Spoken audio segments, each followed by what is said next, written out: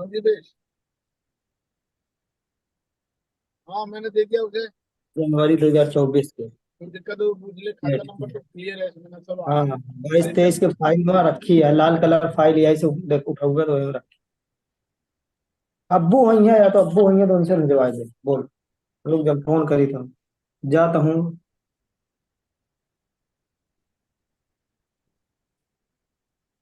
हो गई। एक सेकंड चेक कर रहा हूँ सर। हो गई शायद। हाँ हो गई, लाइव हो गई। मैसेज तो आ गया। आ गया ना। जी सर, मैसेज आ अब आप म्यूट कर दीजिए।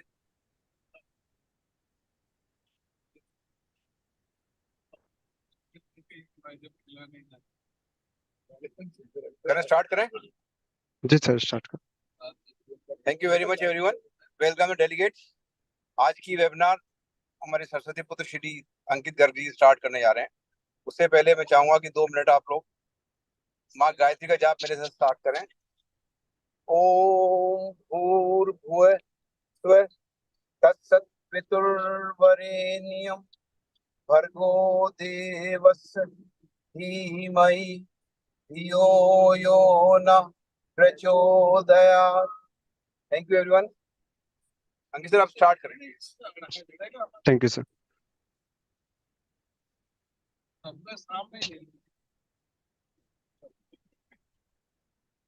आप जरा असल हर 3 लाख पे तो 5% है। इससे 3 लाख तक कोई टैक्स नहीं है।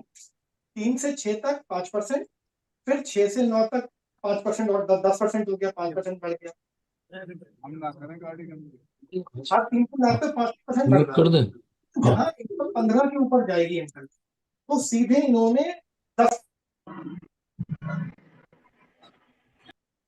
अंकित जी म्यूट कर लीजिए। जी सर, म्यूट कर लो सर। हाँ बेटा बता सर। नमस्कार बेटा। जी, धन्यवाद सर। आज की वेबिनार में आप सभी का स्वागत है। आज मैं प्रयागराज आज का जो हमारा हाँ हाँ। आज का हमारा main topic income Monday tax को को लेकर है। मिलेंगे, ट्यूसडे को भी अच्छी मिलेंगे।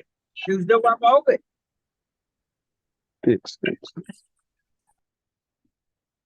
Thank you sir. आज का हमारा मेन टॉपिक इनकम टैक्स को लेकर है, लेकिन उससे पहले हमारी कुछ छोटी छोटी सी बातें हैं जो मैं शेयर करना चाह रहा हूँ। सबसे पहले तो हमारा मार्च मंथ चल रहा है, और जीएसटी को लेकर जो हमारी पूरे साल की क्वेरीज रहती हैं, या जो भी हम अपनी 3B फाइल करते हैं, 3B में जो भी डाटा हमारा इनपुट का या आउटपुट की कोई लाइबिलिटी होती है, इनपुट होता है, कोई इनपुट लेने से रह गए, तो अगर हम उसे सेम फाइनेंशियल ईयर में अगर सही कर लेते हैं, तो हमारा नेक्स्ट फाइनेंशियल ईयर में कोई भी मिस्टेक होने से या उसको इन्वॉल्व होने से हम बच जाते हैं। तो मेरा इसमें कहना यही है कि जब भी हम अपनी मार्च की रिटर्न फाइल करें, तो उससे पहले अपने मार्च के महीने में अपना अप्रैल से लेकर मार्च तक का पूरा डाटा चेक करके रख लें, ताकि जब अपनी आप मार्च की 3B या R1 जब फाइल करें, तो अपना जो भी सेम इसी फाइनेंशियल ईयर की कोई भी करेक्शन है, तो वो आप उसे करेक्शन को कर सकें, ताकि नेक्स्ट फाइनेंशियल ईयर इन्वॉल्व ना हो। तो उसके लिए आप अपना पूरा अप्रैल से लेके अब मार्च तक का जो भी डाटा है, उस डाटा को रिकंसाइल कर लें। आप अपना आईटीसी या आपकी आउटपुट की जो भी लाइबिलिटी है, आपका कोई क्रेडिट नोट मिला हो या डेबिट नोट आपने कोई इशू किया हो, तो उन सबको आप चेक कर लें। अगर किसी पार्टी ने जिसका आपने इनपुट लिया हुआ है, उसको भी आप मैच कर लें। हो सकता है किसी पार्टी ने कोई डाटा गलत चढ़ाया हो, आपका इनपुट ना आ रहा हो सकता है आपके पोर्टल पे कोई डाटा गलती से किसी ने डाल दिया हो, तो आप उसे भी चेक करके आप उसे भी देख लें, जिससे सेम फाइनेंशियल ईयर में ही आप अपने डाटा को सही कर सकें, और उससे नेक्स्ट फाइनेंशियल ईयर का डाटा मिसमैच होने से बच जाए। उसमें होता क्या है कि आपने मान लो अभी सोचते हैं कि नवंबर तक का हमारे पास टाइम है, 30 नवंबर तक का हम उसे रिकंसाइल तब कर लेंगे। वहां पर क्या होता है कि नेक्स्ट फाइनेंशियल ईयर इन्वॉल्व हो जाता है उसमें। जब भी आप किसी करेक्शन को 3B या R1 के आगे थ्रू करते हैं, तो उसमें नेक्स्ट फाइनेंशियल ईयर का इन्वॉल्वमेंट आ जाता है। तो जब भी फिर असेसमेंट या कोई भी दिक्कत होती है, तो वो फिर दोनों फाइनेंशियल ईयर को लेकर दिक्कत आती है। उसमें फिर आपको उस चीज़ का रिप्लाई दोनों फाइनेंशियल ईयर में देना पड़ता है। तो मेरा मानना यह है कि हम अगर अपने मार्च के महीने में रिकंसाइल कर लें डाटा, तो हम अपनी मार्च की 3B R1 में अपने डाटा को करेक्ट कर सकते हैं। दूसरी हेलो चीज है, सर, थोड़ी आवाज स्लो आ रही है सर, थोड़ा आवाज थोड़ा सा तेज कर देती है। अच्छा, एक एक सेकंड सर।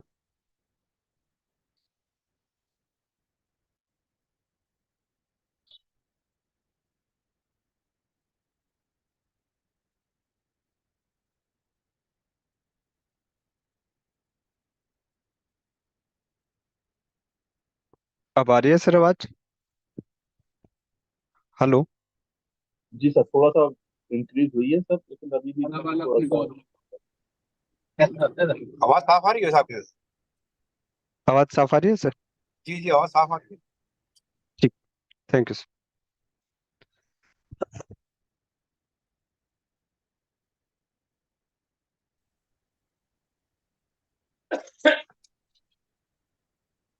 यूपीआई के थ्रू पेमेंट का ऑप्शन अनेबल हुआ है, लेकिन अभी वो कुछ ही स्टेट्स के लिए हुआ है।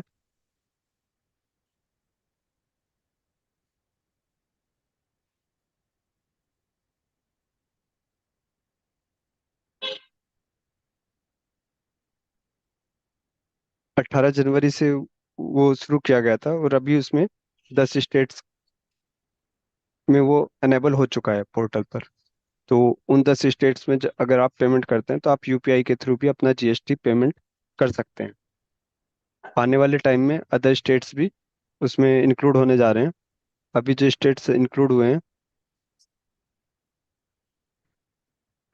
असम, दिल्ली, गोवा, गुजरात, हरियाणा, हिमाचल प्रदेश, केरला, मध्य प्रदेश, महाराष्ट्र और उड़ीसा।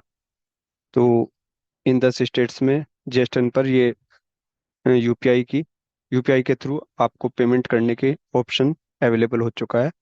तो बाकी अदर स्टेट्स में भी धीरे धीरे वो अनेबल हो जाएगा। तो जो इन स्टेट्स के जीएसटी डीलर्स का काम देखते हो, तो वो अपने यूपीआई के थ्रू पेमेंट करके भी देख सकते हैं। हमारे अभी वेबिनार में अगर कोई इन राज्यों का किसी ने चेक किया हो तो वो इस चीज़ के बारे में शेयर कर सकते हैं। वेबिनार में कोई भी उपस्थित किसी डीलर ने, किसी भी एडवोकेट ने किसी ऐसे डीलर का अनेबल किया हो यूपीआई के थ्रू पेमेंट, जो इन 10 राज्यों में से किसी भी डीलर का डाटा देखते हो।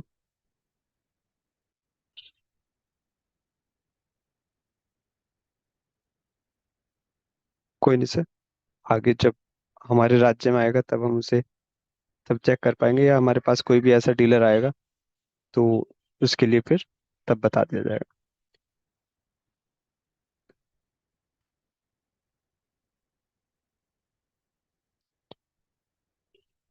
एक सर, मेरे पास क्वेरी आ रही थी बार बार, अपील कैसे फाइल करने हैं। हालांकि मैं उसके ऊपर एक दो बार पहले भी बता चुका हूँ, लेकिन अभी भी मेरे पास दो तीन जनों की क्वेरी आई थी कि आप फिर से एक बार अपील के बारे में बता दें कि अपील कैसे फाइल करनी है, क्योंकि अभी 73 और 74 के जो ऑर्डर हो रहे हैं, तो उन ऑर्डर के अगेंस्ट में जो अपील फाइल करनी है तो वो कैसे की जानी है उसके बारे में।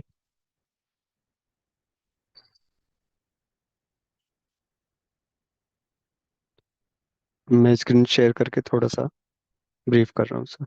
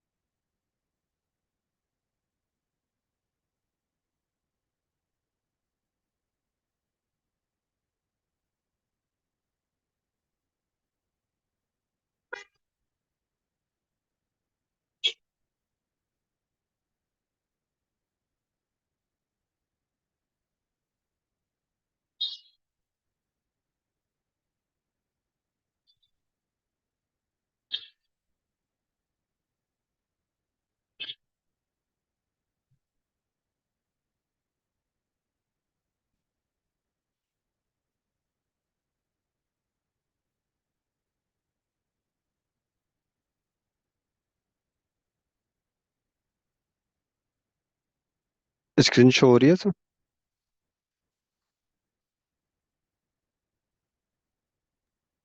अब भी नहीं हो रही सर। अब आ गई।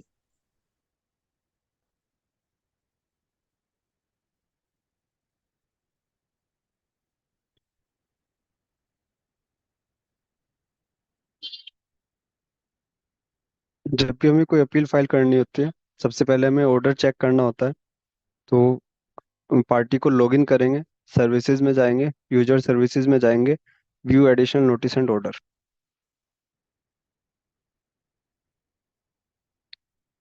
सबसे पहले हमारे पास ऑप्शन आता है। अब पहले ये दो अलग अलग ऑप्शन आते थे, नोटिस एंड ऑर्डर का अलग आता था और एडिशनल नोटिस एंड ऑर्डर का। अब इन्होंने एक ही टैब में दो टैब बना दिए हैं।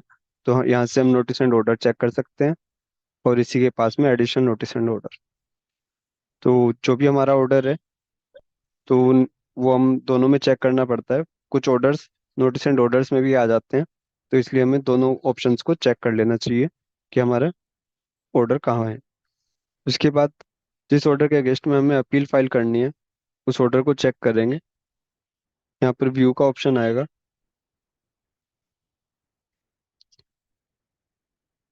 ऑर्डर पर सिलेक्ट करेंगे और यहाँ से हम उसे डाउनलोड कर सकते हैं। अगर 73-74 का होगा तो उसमें भी इस तरह ही ऑर्डर का ऑप्शन आएगा और वहाँ पर ऑप्शन डाउनलोड का आएगा ऑर्डर का, तो उसको हम डाउनलोड कर लेंगे। जब हमें अपील फाइल करनी होती है तो ऑर्डर नंबर चाहिए। उस ऑर्डर नंबर को हम यहाँ से ले सकते हैं। अब अब हमारे पास ऑर्डर आ चुका है, हमारे पास ऑर्डर रेफरेंस नंबर आ चुका है। अब हम सर्विसेज में जाएंगे, यूजर सर्विसेज में जाएंगे, माई एप्लीकेशन में जाएंगे।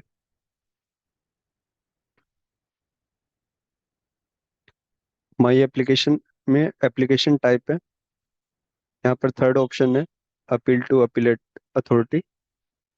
अब हमें क्योंकि नई अपील फाइल करनी है तो न्यू एप्लीकेशन पे फाइल करेंगे।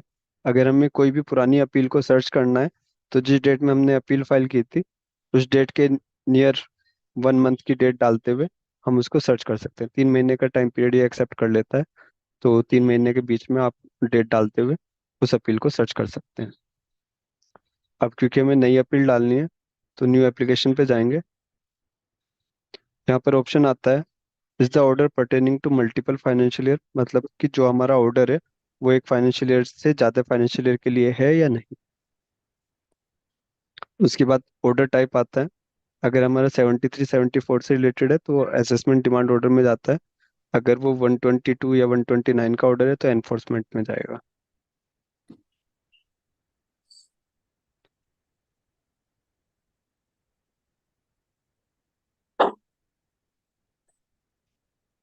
अगर हमारा ऑर्डर नंबर सही होगा तो ये आगे प्रोसीड होगा, वरना वहीं पर एरर शो कर देगा। अब यहाँ पर हमें जो भी हमारी ग्राउंड्स होती हैं उन ग्राउंड्स को सिलेक्ट करना होगा। अगर उसमें से कुछ भी नहीं है तो आप अदर सेलेक्ट करके जो भी आपका ऑर्डर रेफरेंस है आप वो डाल सकते हैं।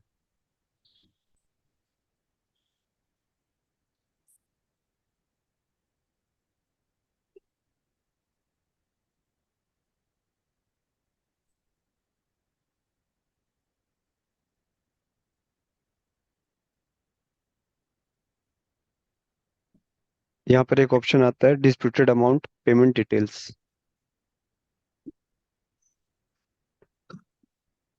जो भी हमारी डिमांड होगी वो यहाँ पर ऑटोमेटिक शो होती है।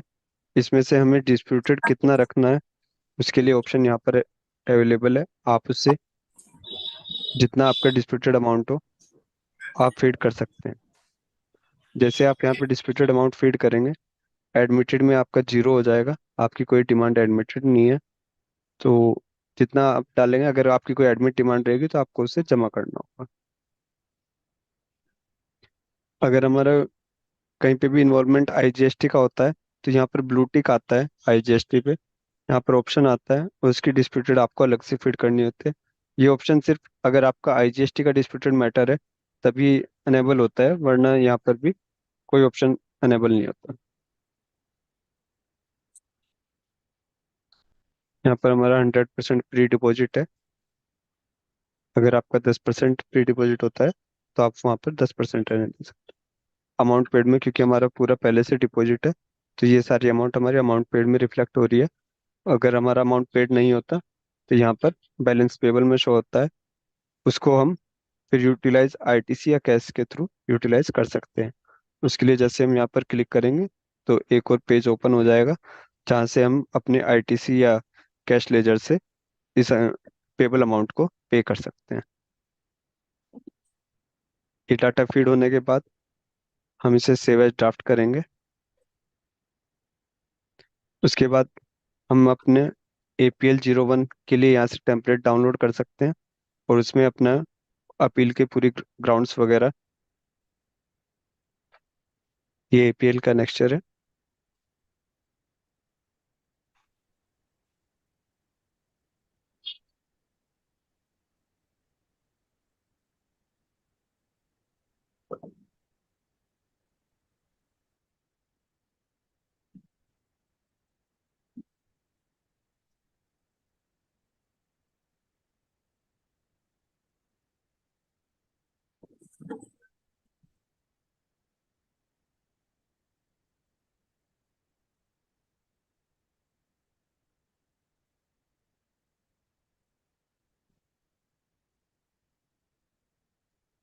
हम्म।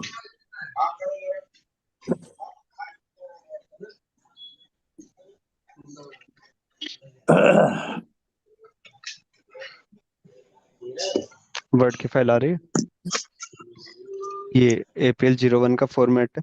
ये तुम 10 इंडिकेटर मांगा बिल्कुल डेला से क्यों नहीं बनाएंगे फिर इसका बिल्कुल नहीं बनाया तुमने अभी तो इसको और इसके साथ में हम अपनी वर्ड फाइल लगा सकते हैं। रजिस्टर देखिए तो बोल नहीं सकते कि उसका बिल नहीं बना हाँ क्या क्या क्या भैया हो गया है नहीं खत्म हो गया इसके साथ में जो भी हमारा ग्राउंड्स ऑफ अपील्स वगैरह हैं, हम उसे अलग से रख के उनकी PDF फाइल बना सकते हैं। यहाँ पर हम अपना जो भी हमें अटैचमेंट डाल सकते हैं। अगर हमारे 1-2 लाइन की है तो यहीं पे लिख दें। अगर आप उसे अलग से लिखना चाहते हैं तो यहाँ पर उसे अटैच लिखते हुए इस APL 01 को आप अपलोड कर सकते हैं, और उसके साथ में अलग से PDF फाइल में आप अपने फैक्ट्स, ग्राउंड्स ऑफ अपील अलग से अपलोड कर सकते हैं। या अगर आपका कोई भी अदर डॉक्यूमेंट जिसे आप एविडेंस के रूप में देना चाहते हैं तो उसे आप अलग से अपलोड कर सकते हैं।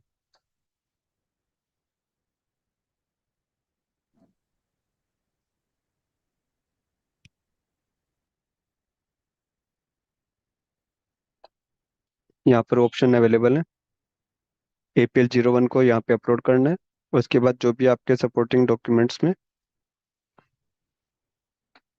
जो भी आपके ग्राउंड्स ऑफ अपील हैं, फैक्ट्स हैं, प्रेयर है, या कोई भी अदर डॉक्यूमेंट जो भी आपका सपोर्टिंग है अपील के लिए या एविडेंस है, आप उसे अपलोड कर सकते हैं। लेकिन वो PDF या JPG फाइल में ही अपलोड होगा, और वर्ड फाइल या कोई ऐसी फाइल नहीं अपलोड हो सकती।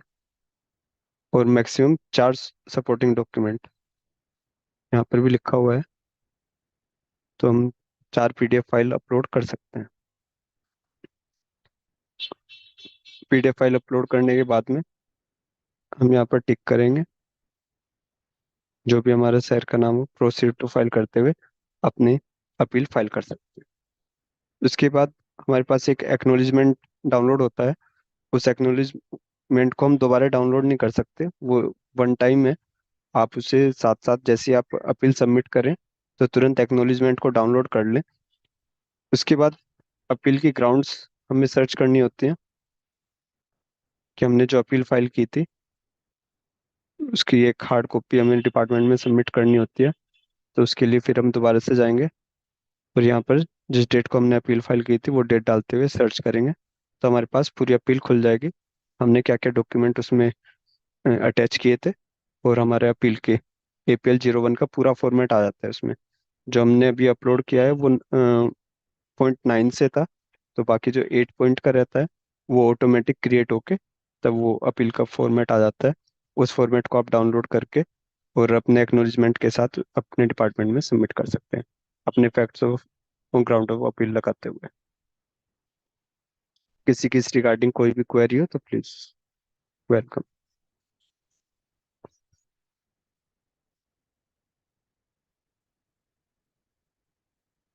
हैंड रेज कर सकते हैं अगर किसी की भी कोई क्वेरी हो तो। अंकित जी, इसमें एक तो डायरेक्ट फाइल करनी पड़ेगी ऑनलाइन, हाँ जी। और 2 कॉपी डिपार्टमेंट में दे के आनी पड़ेंगी, रसीद कटवानी पड़ेंगी मैनुअली। नहीं सर, एक कॉपी।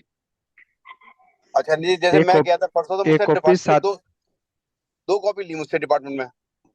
सर अधिकतर वैसे एक कॉपी सबमिट करनी होती है, बाकी डिपार्टमेंट अपने लिए करवाने लगा है अब। बहुत सी जगह कराते हैं, बहुत सी जगह नहीं कराते सर। नहीं, वैसे तो गाजियाबाद में मुझसे 2 कॉपी ली उन्होंने, और तब रसीद काट के हाँ दी। जी। नहीं सर, वैसे एक ही कॉपी सबमिट करनी है और 7 दिन का टाइम होता है उसके लिए, अपील सबमिट करने के बाद। बिल सबमिट करने के 7 दिन बाद होती है। 7 दिन के अंदर हो जानी चाहिए सर। 7 दिन का अंदर। हाँ जैसे जी। मैंने अपील करी 2 तारीख में, हाँ तो जी। और अब रसीद ये मैनुअली दे के आया हूँ मैं, अब 3 दिन पहले, 3 दिन के नहीं 2 सर, दिन जो पहले दे के आया हूँ, परसों ही दिए मैंने शायद, जो मतलब उसका 22। टाइम पीरियड है सर वो 7 दिन है सर। आप ये देख लें कि आपकी लास्ट डेट क्या थी सर। लास्ट डेट मेरी ऑर्डर की है 90। शायद मैं 31/12। 90 दिन है सर। 31/12। हाँ जी, फिर तो विद इन टाइम है सर, कोई दिक्कत नहीं। ड्यू टाइम में है। ड्यू टाइम में है सर, कोई दिक्कत नहीं सर, एक्सेप्ट हो जाएगा। हाँ, क्योंकि मुझे बड़े बाबू ने कुछ कहा ही नहीं, उन्होंने ली रसीद मैंने ली है, जी। जी क्योंकि मेरे सर, ऑफिस से नहीं वो पहली एक्सेप्ट हो अपील गई है, पहली अपील की जरूरत ही नहीं पड़ी आज तक, पहली अपील गई है मेरी।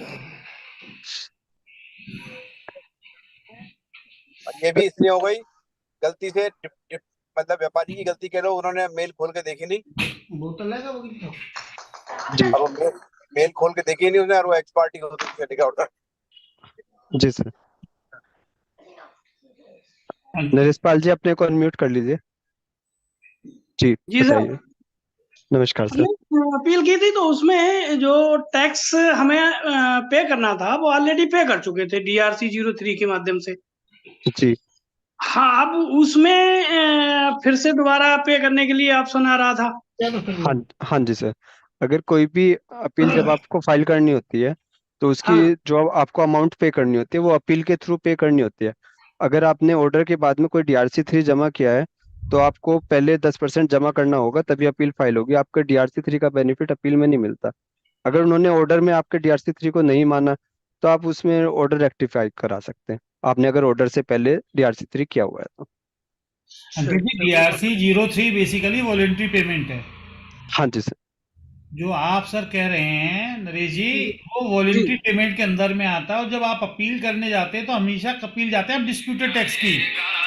दोनों चीजों में सर ये सर अंतर है। आपको बहुत सी बार अच्छा क्या। दूसरा सर एक चीज और थी, हमने जी। अपील फाइल तो कर दी लेकिन उसमें एक्नॉलेजमेंट रिपोर्ट निकालना भूल गए। कोई तो बात नहीं, एक्नॉलेजमेंट रसीद निकालने के लिए वो बहुत प्रयास कर रहा था, वो मिली नहीं, कहाँ से मिलेगी? सर उसका कोई ऑप्शन अवेलेबल नहीं है कोई सर। ऑप्शन अवेलेबल नहीं है उसका। APL 01 आप डाउनलोड कर लीजिए, उससे ही आ जाएगा। बस नहीं, उस पर उसमें आ रसीद रहा था, नंबर आ जाता उसमें फाइल करने की डेट नहीं आ रही थी। APL एक्नॉलेजमेंट 01 में नंबर आती आता है है सर। बस, और कुछ नहीं आता। नहीं, हाँ, ये आती है सर, सिग्नेचर वाली जगह पे आती है। यहाँ डिक्लेरेशन आता सब है ना, वहाँ पे आता है। सबसे नीचे लास्ट पेज पे। हाँ। अच्छा ठीक है सर। अपने कर ले मैं दे थैंक यू। कितने करने हैं 700 शिव गोपाल सर कुछ। जी सर। हेलो।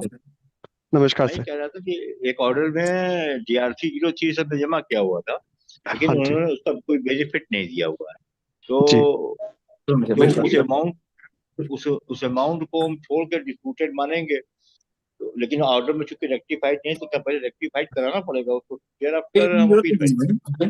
सर ऑर्डर को रेक्टिफाइड कराना पड़ेगा, क्योंकि अगर आपने ऑर्डर से पहले जमा कर दिया है ना उसको, जी और उन्होंने उसमें कंसीडर नहीं किया है, जी। अगर एक्सपायर्टी ऑर्डर है तो आप उसे डिस्प्यूटेड भी ले सकते हैं। नहीं, हार्ड है। हाँ जी, तो फिर आप पहले रेक्टिफाई करा लीजिए सर ऑर्डर को। न कराएं तो सर नहीं कराएंगे तो वो फिर आपको उतनी पेबल निकाल देगा, क्योंकि वो आपका एडमिट टैक्स है। तो जब तक वो जमा नहीं होगा एडमिट टैक्स, तब तक अपील फाइल नहीं करने देगा वो। आप दो दो बार टैक्स क्यों जमा करेंगे। अच्छा, बिना उसके अपील ही फाइल कर लें। हाँ जी सर, वो एडमिट टैक्स में रहेगा ना फिर वो। गुप्ता जी, डिपार्टमेंट में अफसर से मिलकर DRC 04 इशू करा लीजिए। ये अमाउंट जमा क्या हुआ? DRC 04 इशू करने से उसमें पेड में आ जाएगा सर वो। हाँ, देखिए एक्चुअल DRC तो वो एक्नॉलेजमेंट आ गया ना उसका। लेकिन सर वो उस ऑर्डर के अगेंस्ट में जमा आएगा या नहीं वो नहीं रहेगा ना सर, क्योंकि जब हम अपील फाइल करते हैं तो जी जहाँ पर वो डिस्प्यूटेड अमाउंट को लेता है तो वो तब तक जमा एक्सेप्ट नहीं करता जब तक ऑर्डर के अगेंस्ट जमा ना हो। नहीं, तो वहां तो ये मांगता है ना कि पूरा जमा है, तो वहां एडमिटेड मांगेगा, वहां पे रेफरेंस नंबर मांग लेता है ना चालान का, उतना हमारा पैसा जमा है। यदि इन्होंने DRC 03 से कर दिया है तो अदरवाइज ये नॉर्मल जमा करें और अपील के टाइम फाइल करते हाँ जी, टाइम एडजस्ट कर दें। बस बस वो सबसे ज्यादा बेटर ऑप्शन है सबसे सर। ज्यादा बेटर ऑप्शन वो होता है सीधा। क्या सर? सर फिर बताएं, रिपीट करें इसको, क्या कह रहे हैं? गुप्ता सर, आपने DRC 03 कर दिया क्या? अभी इन्होंने नहीं किया? पहले ही किया हुआ, ऑर्डर से पहले ही कर किया हुआ चुके सर। नहीं, ऑर्डर से पहले कर दिया। हाँ जी जी, जी। तो ऑर्डर से पहले कर दिया तो फिर 161 लगवाइए, क्योंकि वो तो उसे देना पड़ेगा ना ऑर्डर के अंदर सर। रेक्टिफिकेशन ज्यादा बेटर ऑप्शन है सर। यदि आपने ऑर्डर पास होने से पहले यदि आपने DRC 03 से जमा कर दिया तो जब अधिकारी को ऑर्डर पास करना है तो उसमें उसको देना है, उसको ऐड करना है उस अमाउंट को, उसकी डिमांड के हिसाब से ऑलरेडी पेड हो चुका ना वो तो। और यदि कुछ जिन लोगों का कभी भी ऐसा होता है कि DRC 07 में आ गया और उनका कुछ भी एडमिटेड टैक्स रह जाता है तो अपील फाइल करते टाइम पहले एडमिटेड टैक्स का जितना अमाउंट है वो पूछता है, यदि डिफरेंस आएगा तो उतना वो जमा मांग लेगा, तो वो आप डायरेक्ट जमा कर दीजिए और रेस्ट फिर 10% डिस्प्यूटेड का जमा कर दीजिए टैक्स का। दोनों के अलग अलग चालान जमा कीजिए। मैं तो पहले ही जमा कर चुका हूँ ना DRC। नहीं तो सर, तो फिर वो अधिकारी से ऑर्डर में लीजिए ना, ऑर्डर में फिर डिमांड कैसे निकाल दीजिए जब टैक्स जमा हो गया? कुछ जो हमने एडमिट किया वो हमने जमा किया, बाकी तो उन्होंने इम्पोज किया हुआ है, तो देखेंगे उसको सर फिर। जो आपके DRC 07 में जो आपने एडमिट किया वो जमा का उसका डिटेल आ गया? नहीं आया उसमें, नहीं तो आया पूरा ना? तो अधिकारी से ये करवाइए ना, अब उसको अधिकारी 161 में लगवा के उसे अमेंड करा लीजिए, फिर ऑर्डर अपील फाइल उनके चैनल क्या थे उसमें अपील की टाइमिंग आपकी तब मानी जाएगी जब 161 का ऑर्डर पास हो जाएगा, वहां से 90 दिन गिने जाएंगे आपको, उस ऑर्डर के अगेंस्ट में जाएंगे जो अमेंड होके मिलेगा आपको।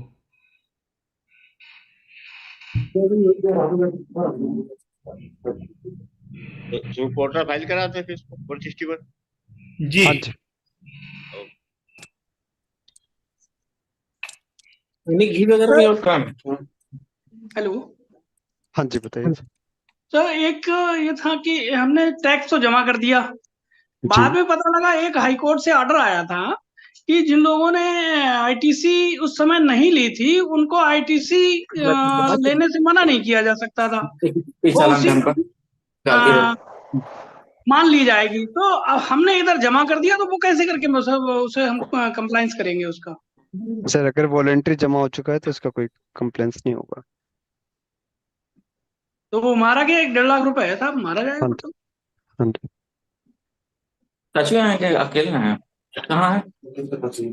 ठीक है सर, मैं अपनी वाणी को यहीं पर विराम देता हूँ, हमारे आज के गेस्ट आ चुके हैं। हमारे आज की गेस्ट आ चुका है। Welcome sir. अरे आज के हमारे मुख्य वक्ता पदार्थ के मेरी सबसे रिक्वेस्ट है, प्लीज अपने माइक्रोफोन म्यूट कर लीजिए। निकाल भैया। सभी लोगों से रिक्वेस्ट है, प्लीज अपने माइक्रोफोन म्यूट कर लीजिए। अंकित जी आप म्यूट कर दीजिए प्लीज, सबको कंप्लीट जी म्यूट सर, कर दीजिए। कर दिया सर। अरुण राघव जी हैं? जी सर, प्रणाम प्रणाम सर। अरुण राघव साहब, आज के हमारे मुख्य वक्ता साहब सरस्वती पुत्र श्री दीपक आले साहब पधार चुके हैं, आप देहरादून से हैं, और मैं चाहूंगा कि आज का आप दीपक आले साहब का छोटा परिचय आप सभी जितने श्रोता हैं उनको आप दे दीजिए, उसके बाद फिर उनसे रिक्वेस्ट करेंगे कि अपना उद्बोधन प्रारंभ करें। शुक्रिया भाई साहब, बहुत बहुत धन्यवाद। सर्वप्रथम मैं वेबिनार में उपस्थित अपने सभी सम्मानित साथियों को बड़ी ही आत्मीयता व सम्मान के साथ सादर प्रणाम करता हूं।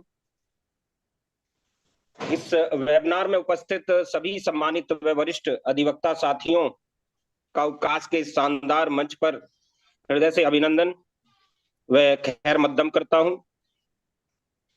आज एक ऐसी शख्सियत से आपको रूबरू करवाने का शुभ अवसर मुझे प्राप्त हुआ है, जिसका नाम किसी परिचय का मोहताज नहीं है। लेकिन जैसी हमारी परंपरा रही है कि हम उपकाश के मंच पर अपने सभी अतिथियों का व गुरुजनों का एक सूक्ष्म परिचय आप सभी के सम्मुख रखते आए हैं। इसी परिप्रेक्ष्य में आज के वेबिनार के मुख्य वक्ता सीए परमादरणीय दीप आले जी का सूक्ष्म परिचय आपके सम्मुख रख रहा हूं। माननीय श्री सीए दीप आले जी ने कॉमर्स स्नातक की परीक्षा हेमवती नंदन बहुगुणा विश्वविद्यालय गढ़वाल से तथा कॉमर्स स्नातकोत्तर की परीक्षा श्री देव सुमन विश्वविद्यालय उत्तराखंड से पास की। आप वर्ष 2021 में institute of chartered accountant of India के सम्मानित सदस्य बने। कॉमर्स स्नातक व स्नातकोत्तर तथा चार्टर्ड अकाउंटेंट जैसी योग्यताओं से आपका व्यक्तित्व अलंकृत है।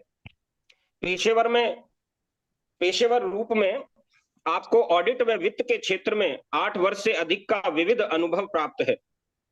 आपने अपने पूरे कैरियर के दौरान automobile sector, banking industry, insurance company, trust व एनजीओ के क्षेत्र में कठिन परिश्रम किया है। आपके इस व्यापक प्रदर्शन ने ऑडिटिंग, टैक्सेशन व वित्तीय विवरणों के क्षेत्र में आपके कौशल को निखार कर उसमें 4 चांद लगाए हैं। आपने बेहद कम समय में संपूर्ण भारत में टैक्सेशन व वित्त विषय पर एक विश्वसनीय वक्ता के रूप में ख्याति प्राप्त की है। आपको अधिकतम कॉरपोरेट अनुपालन सुनिश्चित करने और सर्वोत्तम परिचालन ऑडिट प्रक्रियाओं को लागू करने के लिए वित्तीय ऑडिटिंग को एकीकृत करने में विशेष महारत हासिल है। आप निरंतर टैक्सेशन व वित्त के विभिन्न मुद्दों पर विस्तृत लेख लिखते रहते हैं, जो कि भारत की प्रतिष्ठित मैगजीनों व समाचार पत्रों में प्रकाशित होते रहते हैं। आप निरंतर प्रशिक्षण सत्रों सहित सेमिनार व वर्कशॉप का आयोजन भी करते हैं। आप अकाउंटिंग पेशे में व्यावसायिकता, अखंडता व नीति के उच्चतम मानकों को कायम रखने में अत्यंत गहराई से प्रतिबद्ध रहते हैं। टैक्सेशन पेशे की उन्नति तथा इंस्टीट्यूट ऑफ चार्टर्ड अकाउंटेंट की प्रतिष्ठा को कायम रखने में आप अपने समर्पण व योग्यता से योगदान देने के लिए सदैव तत्पर रहते हैं। इसके अतिरिक्त आप एक सक्रिय जीवन शैली जीने में विश्वास रखते हैं। आपको साइकिलिंग, स्विमिंग व ट्रेवलिंग का बेहद शौक है, जो कि आपकी मनोरंजक गतिविधियों सहित आपकी समग्र भलाई व आपके व्यक्तिगत विकास में भी योगदान देता है। मैं हृदय से नमन करता हूं माता सरस्वती के पुत्र माननीय सीए दीप आले जी के भारी भरकम व्यक्तित्व को। अब मैं आग्रह करता हूं परम आदरणीय दीप आले जी से कि वो आए और अपना ज्ञानवर्धक उद्बोधन प्रारंभ करें। हृदय से आभार, अभिनंदन। जय श्री राम। आदरणीय Deep Aale ji for such an ji thank you so much for such an introduction. और वैसे तो फिलहाल ज़्यादा टाइम नहीं मिल पाया इसको प्रिपेयर करने का, बट जितना भी टाइम मिला उसमें जो भी थोड़ी बहुत चीज़ें थी अमेंडमेंट्स वो मैंने कवर करी है। सारी तो हम उसमें कवर नहीं कर पाएंगे आज, बट तो जी सर, थोड़ा वॉल्यूम थोड़ा सा जरा जल्दी बढ़ा दीजिए। थोड़ा वॉल्यूम लो आ रहा है। जी जी जी भी ठीक है। जी सर। हाँ जी, तो मैं ये कह रहा था कि वैसे तो ज़्यादा समय हमको नहीं मिल पाया, बस 2 दिन का समय था, तो उस समय में जो भी प्रिपरेशन हो पाई। अब इसमें अमेंडमेंट्स तो हमारी बहुत सारी है, बट सारी हम कवर नहीं कर सकते हैं, लेकिन जो बेसिक्स अमेंडमेंट्स हैं जो कि हम सबको पता होनी चाहिए, क्योंकि क्लाइंट्स हमारे आते हैं कंसल्ट लेने के लिए और हमें ये पता होना चाहिए कि रिसेंटली क्या क्या अमेंडमेंट आई है, ताकि हम अपने क्लाइंट्स को कोई गलत चीज़ ना बता दें, है ना। तो ज़्यादा टाइम वेस्ट ना करते हुए इसको शुरू करते हैं। तो मैं अपनी स्क्रीन एक बार शेयर कर लेता हूँ, आप इसको अलाउ कर दीजिए।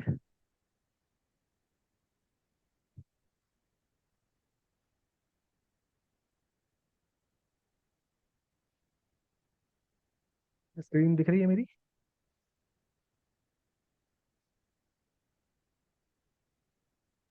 ये सब दिख रही है? जी जी। तो बेसिकली सबसे पहले हम शुरू करते हैं रिसेंट अमेंडमेंट्स इन income tax act.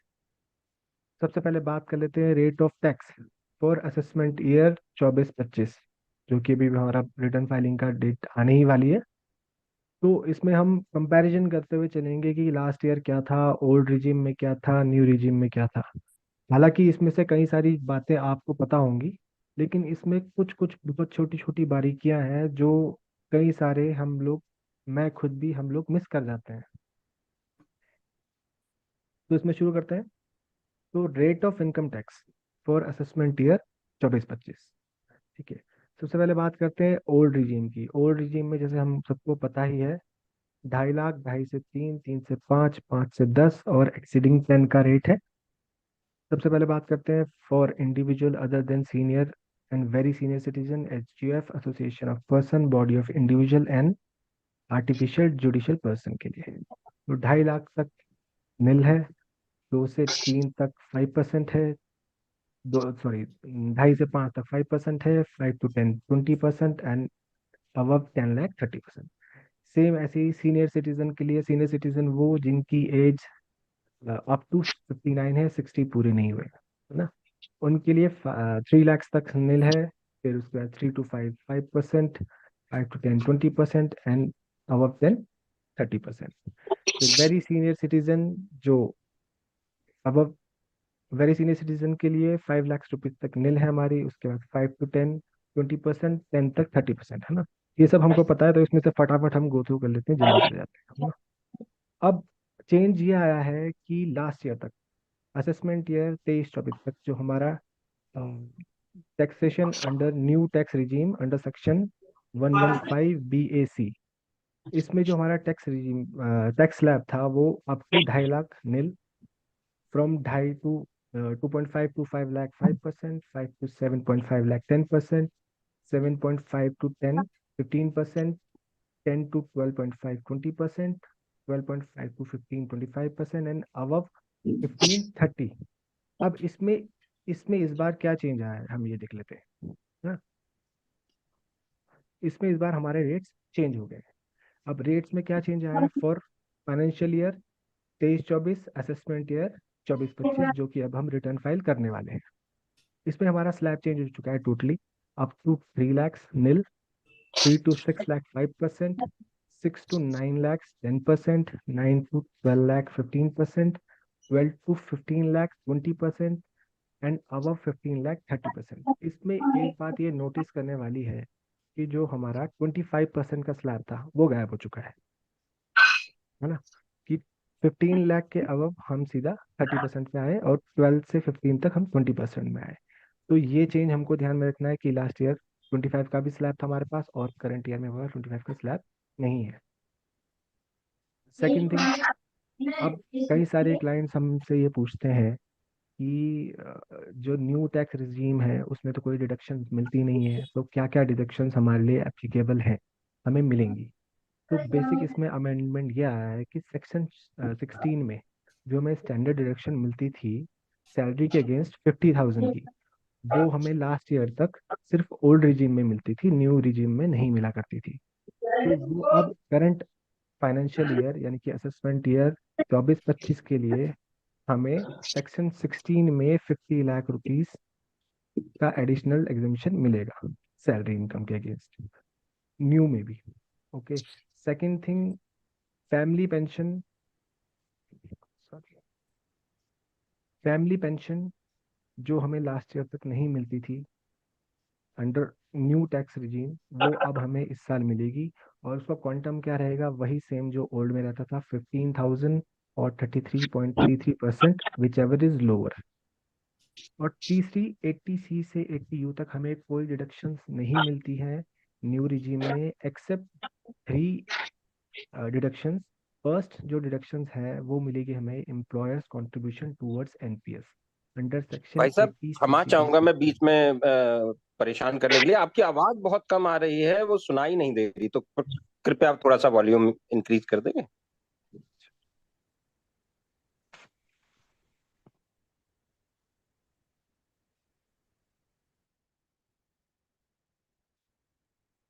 Hello sir, सुन पा रहे हैं आप? हाँ जी, अब ठीक आ रही है। Thank you sir. ठीक है, तो मैं इसको रिपीट कर दूं डिडक्शंस को? जी सर प्लीज। हाँ, तो डिडक्शंस में एक्चुअली हमें पहले कोई डिडक्शंस नहीं मिलती थी, है ना? तो न्यू टैक्स रिजीम में इस बार अमेंडमेंट ये है कि स्टैंडर्ड डिडक्शन अंडर सेक्शन 16 जो 50,000 रुपीज सैलरी इनकम के अगेंस्ट मिलती है, वो अब ऑफर की जा रही है न्यू रिजीम में भी। ठीक है। Second thing, deduction under section 57 for family pension, जो कि हमें सिर्फ ओल्ड रिजीम में मिलती थी, वो अब न्यू बेबी में मिल रही है हमें। उसका क्वांटम है 15,000 और 33.33%, which ever is lower. Second, third, 80C से 80U तक कोई भी डिडक्शन हमें न्यू रिजीम में नहीं मिलेगी, एक्सेप्ट 3 डिडक्शंस। फर्स्ट जो डिडक्शंस है वो है employer contribution towards NPS under section 80 CCD 2, central government's contribution to Agnipath scheme under section 80 CCH 2, और deduction for employment of new employees under section 80 JJAA। ये तीनों डिडक्शंस हमें न्यू रिजीम में भी अवेलेबल होंगी हमारे पास। और अब दूसरा एक इसका, ऑन दी अदर हैंड, हमें सर्टेन लॉसेस हैं जो कि हमारे कैरी फॉरवर्ड नहीं हो पाएंगे या हमें सेट ऑफ नहीं मिलेगा। सबसे पहला जो है न्यू रिजीम में, carry forward of depreciation from any earlier assessment year. अगर हमें किसी पुराने सालों में लॉस है या डेप्रिसिएशन है, उसका कैरी फॉरवर्ड है, तो वो हमें न्यू रिजीम में नहीं मिलेगा। Second, under house property with any other head of income, मतलब कि जैसे मान लीजिए आपका हाउस प्रॉपर्टी में, एक हाउस प्रॉपर्टी में आपका इनकम है 6 लाख रुपए की, दूसरे हाउस प्रॉपर्टी में आपकी इनकम है, लॉस है आपका 2.5 लाख रुपए का, सॉरी। तो जो लॉस है वो आप इंटर हेड सेट ऑफ नहीं कर पाएंगे। जैसे कि ओल्ड में क्या होता था कि हम 2 लाख तक, अप टू 2 लाख किसी और हेड से सेट ऑफ कर पाते थे, लेकिन न्यू टैक्स रिजीम में हम किसी और हेड से सेट ऑफ नहीं कर पाएंगे, इंट्रा हेड ही हमें रहना पड़ेगा, इंटर हेड हम नहीं जा सकते इसमें, है ना? अब हम ये पूछेंगे कि टाइम लिमिट क्या है 115BAC को करने का। तो अब इसमें देखते हैं, the new tax regime has been made as default regime. Default regime यानी कि अब ये माना जाएगा कि जो न्यू टैक्स रिजीम है वही डिफॉल्ट रिजीम है। माने कि अगर कोई एम्प्लॉयर है कि किसी एम्प्लॉय ने एम्प्लॉयर को नहीं इन्फॉर्म किया कि मुझे ओल्ड में रहना है या न्यू में, तो जो वो टीडीएस काटेगा वो as per new tax regime काटेगा, क्योंकि न्यू टैक्स रिजीम ही हमारी डिफॉल्ट टैक्स रिजीम है ना?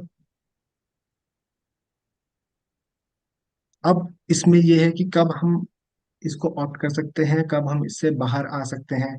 For individual having no income under head PGBP, यानी कि अगर आपका बिजनेस एंड प्रोफेशन से कोई इनकम नहीं है, तो आप कभी भी ऑप्ट कर सकते हैं 115BAC को, कभी भी आप उससे बाहर आ सकते हैं, इसमें कोई रिस्ट्रिक्शन नहीं है, ईयर टू ईयर आप इसे चेंज कर सकते हैं। बट अगर आपकी कोई भी इनकम पीजीबीपी के अंडर है, 1 रुपए की भी इनकम, तो आपको सेलेक्ट करना पड़ेगा, या तो आप ओल्ड में रहिए या तो आप न्यू में रहिए, है ना? एसएससी के पास एक चांस होगा, क्योंकि सरकार कहती है कि न्यू जो टैक्स रिजीम है वही डिफॉल्ट है, तो बाय डिफॉल्ट आप न्यू रिजीम में है, लेकिन आप चाहते हैं कि मैं ओल्ड रिजीम में आ जाऊं, तो आप फॉर्म फाइल कीजिए, उसमें से आप बाहर आ जाइए। एक बार आपको चांस मिलेगा बाहर आने का, आप बाहर आके ओल्ड स्कीम में आ गए, है ना? ओल्ड स्कीम में आप जब तक चाहें तब तक आप उसमें अपनी रिटर्न फाइल कर सकते हैं, लेकिन अगर आपको री एंट्री लेनी है न्यू रिजीम में, तो आप एक बार एंट्री और ले सकते हैं रिजीम में, मतलब यानी कि आपको एक चांस मिलता है वापस आने का। लेकिन आप एक बार अगर वापस आ गए न्यू रिजीम में, तो आप फिर बैक ओल्ड रिजीम में नहीं जा पाएंगे। और कब तक नहीं जा पाएंगे? जब तक आपकी टोटल इनकम में पीजीपीपी का पार्ट रहे। जैसे ही आपके पीजीपीपी का पार्ट खत्म हो जाता है, पीजीपीपी की इनकम नहीं होती है, तो आप फिर से दोबारा स्विच कर सकते हैं, है ना? ये तो अदर इनकम की बात रही। इसके अलावा कुछ हमारी स्पेशल इनकम है जो कि इरिस्पेक्टिव ऑफ द रिजीम, चाहे ओल्ड हो चाहे न्यू हो, उनके अलग अपने टैक्स रहते हैं। जैसे long term capital gain under section 112, वो 20% के हिसाब से टैक्सेबल है। Long term capital gain under section 112A above 1 lakh rupees, ये हम सबको पता है कि 112A में capital gain up to 1 lakh rupees is exempt from tax. 1 lakh rupees के अबव जितनी भी इनकम होगी वो 10% पे टैक्सेबल होगी। थर्ड आते हैं हम short term capital gain under section 111A, वो 15% के हिसाब से टैक्सेबल है। Lottery income, casual income under section 115BB 30%।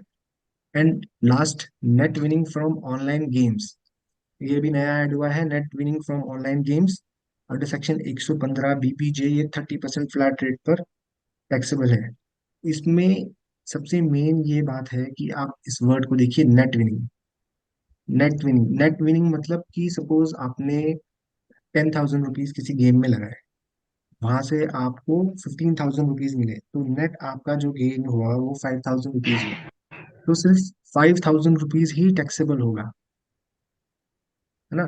ये लॉटरी के केस में ऐसा नहीं होगा। लॉटरी के केस में आप ये नहीं कह सकते कि मैंने जी 5,000 रुपए की लॉटरी खरीदी थी, उसमें मेरे को 10,000 रुपए का लॉटरी निकली मेरी, तो सिर्फ 5,000 रुपए टैक्सेबल होंगे। लॉटरी के केस में जितनी भी अमाउंट आपको रिसीव होगी वो फ्लैट 30% पे है। और विनिंग फ्रॉम ऑनलाइन गेम्स में नेट वर्ड का यूज किया गया है, यानी कि जितनी भी आपकी नेट इनकम होगी वही टैक्सेबल होगी। अब इम्पोर्टेंट नोट इसमें ये है कि जो फर्स्ट एग्जिबिशन लिमिट है हमारी, 2.5 लाख रुपए, 3 लाख रुपए और 5 लाख रुपए, एज द केस में भी, मतलब इंडिविजुअल के लिए, सीनियर सिटीजन के लिए, सुपर सीनियर सिटीजन के लिए,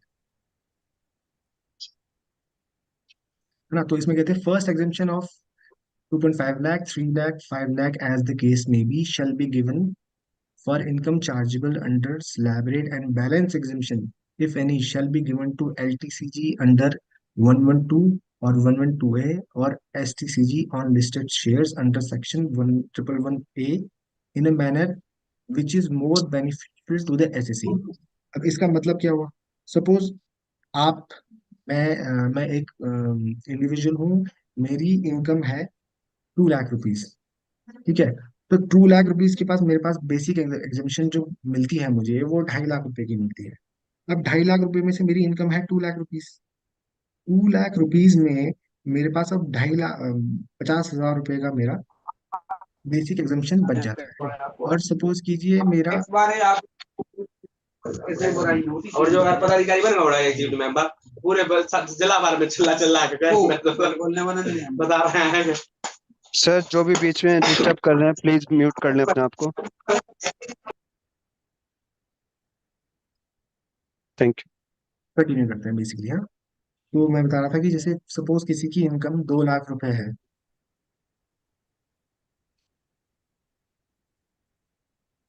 किसी की इनकम 2 लाख रुपए है, और मेरे पास मेरी जो बेसिक एग्जामिशन है वो 2.5 लाख रुपए है मेरे पास। तो 2 लैक्स के बाद जो मेरे पास 50,000 रुपए की बेसिक एग्जामिशन मिलती है, मैं उसका भी यूज कर सकता हूँ अगेंस्ट इनकम अंडर सेक्शन 112 और short term capital gain on listed shares under section 111A, जो भी मेरे लिए बेनिफिशियल होगा, है ना। अब इसमें दूसरी बात ये है कि नॉन रेजिडेंट्स के लिए ये बेसिक एग्जामिशन की जो लिमिट है, जो वो LTCG में यूज कर सकते हैं या STCG में, वो अवेलेबल नहीं है, उनको इसका बेनिफिट नहीं मिलेगा, है ना। और लॉटरी इनकम भी फ्लैट 30% पे टैक्सेबल होगी इररिस्पेक्टिव ऑफ योर इनकम। अगर आपकी जीरो इनकम भी है और सपोज आप लॉटरी से 10,000 रुपीज भी अर्न करते हैं, तो आपको 30% टैक्स उसमें देना ही पड़ेगा, कोई बेसिक एग्जामिशन का उसमें बेनिफिट आपको नहीं मिलेगा। नेक्स्ट चलते हैं सरचार्ज पे। Surcharge for the SSE following old regime. Old regime के लिए सरचार्ज है ये। अब इसमें कौन कौन, सबसे पहले हम बात कर लेते हैं इंडिविजुअल, रेजिडेंट, नॉन रेजिडेंट दोनों कवर हो जाएंगे। HUF, AOP, BOI और आर्टिफिशियल जुडिशियल पर्सन, ठीक है। इसमें अगर हमारी total income including any income by way of dividend और income under section 111A, 112 and 112A exceeding 50 lakh rupees but not exceeding 1 crore rupees, यानी कि हमारी अगर टोटल इनकम 50 लाख रुपीज से ज्यादा है और 1 करोड़ रुपए से कम है, तो हमारा सरचार्ज का रेट 10% रहेगा। सेकंड स्लैब है हमारा कि अगर हमारी total income exceeding 1 crore rupees है और बिलो 2 करोड़ रुपीज है तो 15% का रहेगा। थर्ड स्लैब में total income excluding any income by way of dividend और income under section 111A 112 and 112A exceeding 2 crore rupees but not exceeding 5। यानी कि इसमें ये ध्यान देने वाली बात है कि थर्ड स्लैब में हम 111A 112 एंड 112A और डिविडेंड इसको हम एक्सक्लूड कर रहे हैं। इसको एक्सक्लूड करके अगर अगर हमारी इनकम 2 करोड़ से ज्यादा है पर 5 लाख से 5 करोड़ से कम है तो 25% का सरचार्ज रहेगा। और लास्ट हमारा टोटल इनकम अगर हमारी एक्सीडिंग 5 करोड़ रुपीज है तो 37% का हमारा सरचार्ज रहेगा। It may be noted that in case where the total income includes any income by way of dividend or income chargeable under Section 11A, Section 112, and Section 112A of the Act, the rate of surcharge on the amount of income tax computed in respect of that part of income shall not exceed 15%। यानी कि जो तो हमने last के जो हमारे दो slabs हैं 25% और 37% वाले, अगर इनमें भी हमारी कोई इनकम होती है बाय वे ऑफ डिविडेंड और income under section 111A 112 and 112A तो हमारा जो इस इनकम पे सरचार्ज रहेगा वो 15% ही रहेगा मैक्स। फर्दर अब इसमें ऊपर हमने ये छोड़ दिया था कि अदर देन मेंशन्ड बिलो, यानी कि AOP other than mentioned below, AOP other than mentioned below के लिए रेट्स हमारे अलग है। अब AOP other than mentioned below में कौन आएगा कि AOP of person consisting only of company as its member, यानी कि जिसके सिर्फ कंपनी मेंबर्स हैं उनके लिए रेट क्या रहेगा surcharge. Total income exceed 50 lakh rupees but not exceed 1 crore rupees तो 10% है। Where the total income exceed 1 crore rupees तो 15%। हाउएवर न्यू रिजीम की बात करें तो न्यू रिजीम में जो हमारा मैक्सिमम टैक्स रेट है सरचार्ज का वो 25% तक ही जाएगा, है ना। फर्स्ट हमारा है total income including dividend section 111A 112 112A, इसमें 50 लाख से 1 करोड़ तक 10% का सरचार्ज का रेट है। Total income including any income by way of dividend और income under section 111A 112 and 112A exceeding 1 crore to 2 crore, यानी कि 1 से 2 करोड़ तक 15% है। और थर्ड है total income excluding any income by way of dividend or income under section 111A 112 and 112A exceeding 2 crore rupees 25% है। तो अब हम अगर हम कंपैरिजन करें तो न्यू और ओल्ड में क्या डिफरेंस हमारा, न्यू में हमारा 37% का सरचार्ज का रेट नहीं है। न्यू में हमारा जो मैक्सिमम सरचार्ज का रेट है वो सिर्फ 25% तक ही रिस्ट्रिक्ट है।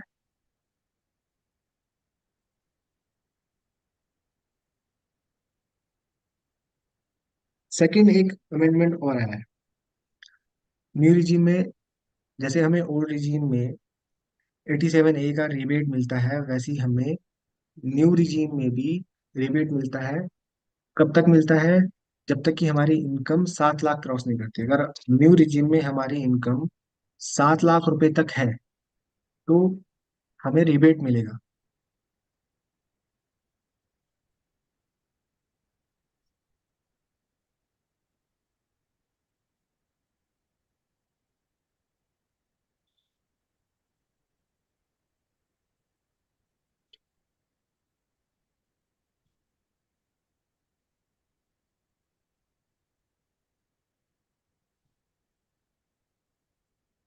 तो बेसिकली क्या होता था अगर हम ओल्ड रिजीम की बात करें तो ओल्ड रिजीम में जैसे हम सबको पता है कि 5 लाख तक अगर हमारी टोटल इनकम है तो हमें कोई टैक्स नहीं देना, सारा 12,500 तक का हमें रिबेट मिलता था। लेकिन जैसे ही हमारी इनकम क्रॉस करती थी 5 लाख 1 रुपीज होती थी तो टोटल इनकम पे हमें टैक्स देना पड़ जाता था।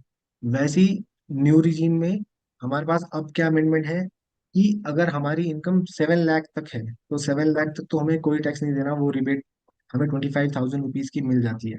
लेकिन अगर हमारी इनकम 7 लाख से मार्जिनली थोड़ी सी ऊपर है, सपोज करिए कि 7 लाख से हमारी इनकम, एक एग्जांपल के तौर पे समझ लेते हैं कि हमारी इनकम 7,15,000 है, तो अब 7,15,000 हो गई हमारी तो 15,000 रुपये बढ़ने से अगर हम इस पे कैलकुलेट करें टैक्स तो हमें 26,500 रुपये देने पड़ते हैं। तो कोई भी एसएससी ये बोलेगा कि सरकार 7 लाख रुपए तक तो मेरे पास कोई टैक्स नहीं था, जैसे ही मेरी 7,15,000 इनकम हुई तो 26,500 मुझे टैक्स देना पड़ गया, ये तो ये मेरा नुकसान हो गया। तो इसमें अमेंडमेंट ये है कि हमें इसमें मार्जिनल रिलीफ मिलेगी। मार्जिनल रिलीफ कैसे कैलकुलेट करेंगे हम? टोटल इनकम सपोज करिए 7,15,000 है, इसमें tax on total income under new regime 26,500 रुपये आती है। अब इसमें से रिबेट कितना हम माइनस करेंगे? रिबेट होगी tax on total income less income in excess of 7 lakh rupees, यानी कि टोटल टैक्स हमारा 26,500 माइनस 7,15,000 जो हमारी इनकम है, माइनस जो मैक्सिमम लिमिट है हमारी रिबेट की 7 लाख रुपए, यानी कि 11,500 हमें रिबेट मिल जाएगा, और हमारा नेट टैक्स पेबल जो आएगा वो 15,000 रुपीज आएगा। अब इसमें हमें सरचा एचईसी भी ऐड करना है, और एचईसी के लिए कोई मार्जिनल रिलीफ नहीं है, तो हमारा टोटल टैक्स जो बन जाएगा वो 15,600 बनेगा। अब इंपॉर्टेंट चीज इसमें नोट करने वाली बात है कि 87A not available in respect of tax payable under LTCG taxable under section 112A whether the SSC follows old regime और new regime। अब अगर हमारी एलटीसीजी से कोई इनकम है अंडर सेक्शन 112A, आपको सबको पता है, म्यूचुअल फंड एंड शेयर्स की, लिस्टेड शेयर्स की, और इसमें हमें 87A की रिबेट नहीं मिल पाएगी। क्यों नहीं मिल पाएगी? अगर ये कोई बता पाए मुझे। मम्मी लगा लेंगे। आप इसके लिए तो बोला। लगा लो।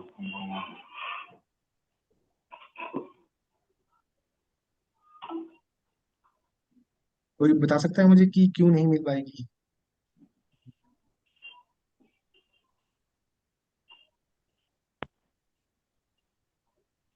ठीक है, मैं ही बता देता हूँ। Reason being under section 112A, जैसे हमने पहले भी पढ़ा कि 112A में 1 लाख रुपीज तक तो हमारा ऑलरेडी एग्जम्प्ट होता है, और ऊपर से उसमें already concessional rate of tax है जो कि 10% है। तो इसलिए हमें इसमें इस इनकम में 87A की रिबेट नहीं हमारे को ऑफर करेगी।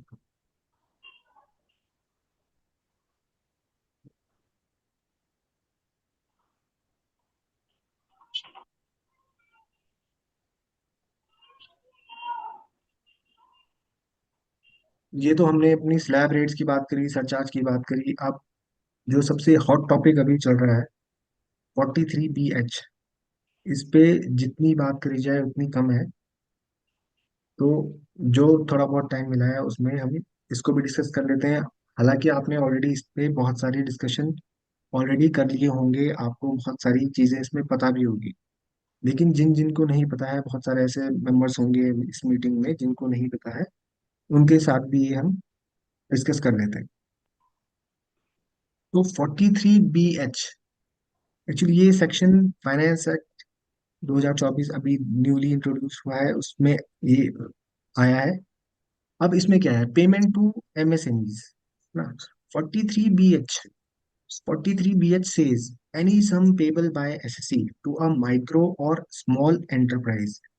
आप देखिए माइक्रो एंड स्मॉल को मैंने हाईलाइट किया है, इसमें मीडियम नहीं आएंगे, सिर्फ माइक्रो एंड स्मॉल आएंगे।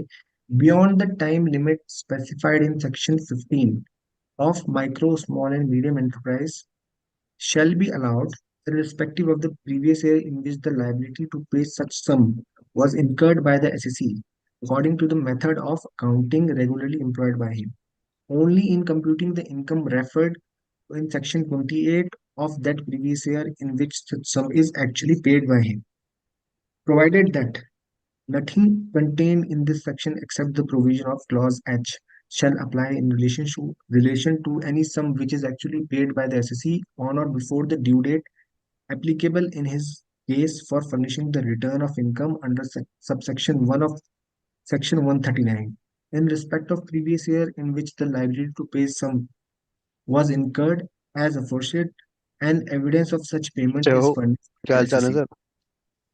और सुनाओ क्या हाल है? हाँ, मैंने मना कर। है ना? तो इस सेक्शन के पर्पस के लिए सिर्फ माइक्रो एंड स्मॉल एंटरप्राइजेस में इंक्लूड है, मीडियम नहीं है। माइक्रो एंटरप्राइजेस कौन है? Micro enterprise shall have the same meaning assigned to it in clause H of section 2 of micro and small enterprises। दोनों के जो लिमिट्स हैं हम नीचे देखेंगे। अब इसमें मेन बात यह है कि काफी सारा कंफ्यूजन ये चल रहा है कि तीन लोग हैं, मैन्युफैक्चरर है, सर्विस प्रोवाइडर है और ट्रेडर है। तो मैन्युफैक्चरर एंड सर्विस प्रोवाइडर तो क्लियरली हमें पता है कि इसमें इंक्लूड है। अब ट्रेडर है कि नहीं, ये लिटिगेशन का पार्ट है। कुछ कई लोगों का कहना है कि ट्रेडर्स भी इसमें इंक्लूड है, कई लोगों का कहना है कि ट्रेडर्स भी इसमें इंक्लूड इंक्लूड नहीं है। तो एज पर माय अंडरस्टैंडिंग और एक्ट के हिसाब से मुझे ये लगता है कि ट्रेडर अभी इसमें इंक्लूड नहीं है, क्योंकि ट्रेडर्स को जो इसमें इंक्लूड किया गया था वो सिर्फ बैंकिंग पर्पस के लिए किया था, फॉर लेंडिंग पर्पस के लिए। अब 43BH एप्लीकेबल कब से है? 43BH is applicable with effect from 1 अप्रैल 2023। यानी कि 1 अप्रैल 2023 से आपने जो भी परचेजेस करी है या जो भी सर्विसेज आपने ली है उसकी पेमेंट आपको टाइम पे करनी मैंडेटरी है। अगर आपने टाइम पे नहीं करी तो उसका डिडक्शंस आपको नहीं मिलेगा। अब जो हमारा बैलेंस ऑलरेडी 31 मार्च 2023 को खड़ा है, क्या उस पे 43BH एप्लीकेबल होगा? उस पे 43BH एप्लीकेबल नहीं होगा ना। अब सेक्शन 15 की बात कर लेते हैं, एमएसएमई की। सेक्शन 15 ये कहता है कि जो माइक्रो एंड स्मॉल एंटरप्राइजेस हैं उनको विद इन टाइम पेमेंट होनी चाहिए। तो विद इन टाइम का मतलब क्या हुआ? विद इन टाइम मतलब कि अगर आपका कॉन्ट्रैक्ट है के साथ, ठीक है, तो विद इन 45 डेज आपको उसकी पेमेंट करनी है, इफ कॉन्ट्रैक्ट एग्जिस्ट। अगर आपका कॉन्ट्रैक्ट मान लीजिए 30 दिन का है तो 30 दिन के अंदर आपको पेमेंट करनी है। अगर आपका कॉन्ट्रैक्ट 45 डेज का है तो आपको 45 डेज के अंदर पेमेंट करनी है। लेकिन अगर आपका कॉन्ट्रैक्ट है 60 डेज का तो उसमें भी आपको 45 डेज के अंदर पेमेंट करनी है। तो सेक्शन 15 में मैक्सिमम परमिसेबल डेज जो है वो 45 डेज है, उसके बियॉन्ड आप नहीं जा सकते, भले ही आपका उसमें कॉन्ट्रैक्ट हो। और अगर हमारे पास कोई कॉन्ट्रैक्ट नहीं है तो विद इन 15 डेज हमको पेमेंट करनी है। आगे चल रहा है। हाँ करते हैं। जब कॉफी पी लेना। हाँ ठीक।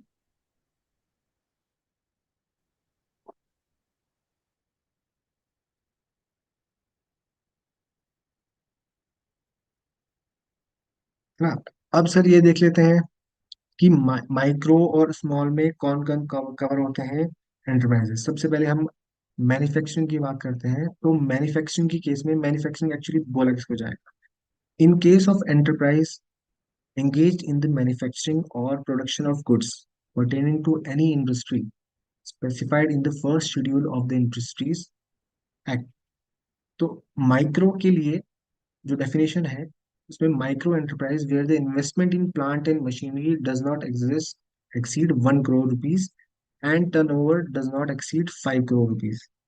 यानी कि जिसका प्लांट एंड मशीनरी में 1 करोड़ से ज्यादा का इन्वेस्टमेंट नहीं है और जिसकी टर्नओवर 5 करोड़ क्रॉस नहीं करती है वो माइक्रो में आएगा। सिमिलरली स्मॉल के लिए investment in plant and machinery 10 crore rupees and turnover 50 crore rupees. और सर्विस इंडस्ट्री के लिए in case of an enterprises engaged in providing और रेंटिंग ऑफ सर्विसेज, माइक्रो में कवर हो जाएंगे वो लोग जिनका investment in equipment does not exceed 10 lakh rupees and turnover does not exceed 5 crore rupees. और स्मॉल में इंक्लूड हो जाएंगे जिनका investment in equipment is not more than 10 lakh rupees और जिनका turnover does not exceed 50 crore rupees, है ना। और जैसे कि हमने बताया ट्रेडर्स अलाउड हैं एमएसएमई में रजिस्टर्ड होने के लिए, लेकिन just for the purpose of priority sector lending. तो एमएसएमई में ट्रेडर्स कवर्ड नहीं है। अब इसमें ये बात आती है कि सपोज कीजिए हमने अप्रैल 23 में हमने कोई सर्विस ली, सपोज कीजिए, और उसकी पेमेंट, कोई हमारे पास कॉन्ट्रैक्ट नहीं था, तो पेमेंट हमें करनी थी 15 दिन में। 15 दिन के सपोज अगर हमने पेमेंट नहीं करी, तो क्या वो हमारा डिसअलाउ हो जाएगा? जी बिल्कुल डिसअलाउ हो जाएगा। लेकिन अगर हमने उसे ड्यूरिंग द फाइनेंशियल ईयर, यानी कि हमने 31 मार्च से पहले उसकी पेमेंट कर दी, तो वो सेम फाइनेंशियल ईयर में हमें अलाउ भी हो जाएगा। लेकिन इसमें दूसरा एस्पेक्ट ये है कि जितने दिन हमारा डिले हुआ है, उतने दिन के लिए जो सर्विस प्रोवाइडर है वो हमसे इंटरेस्ट की डिमांड कर सकता है। इंटरेस्ट किस रेट में लेगा वो हमसे?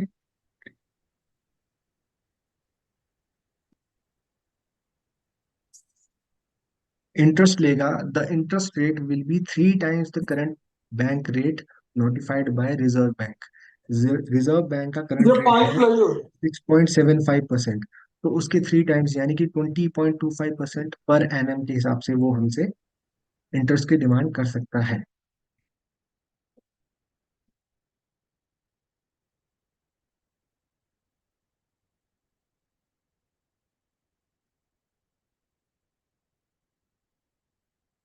इसके 43 BH के रिगार्डिंग किसी के कोई क्वेश्चन है तो आप पूछ सकते हैं।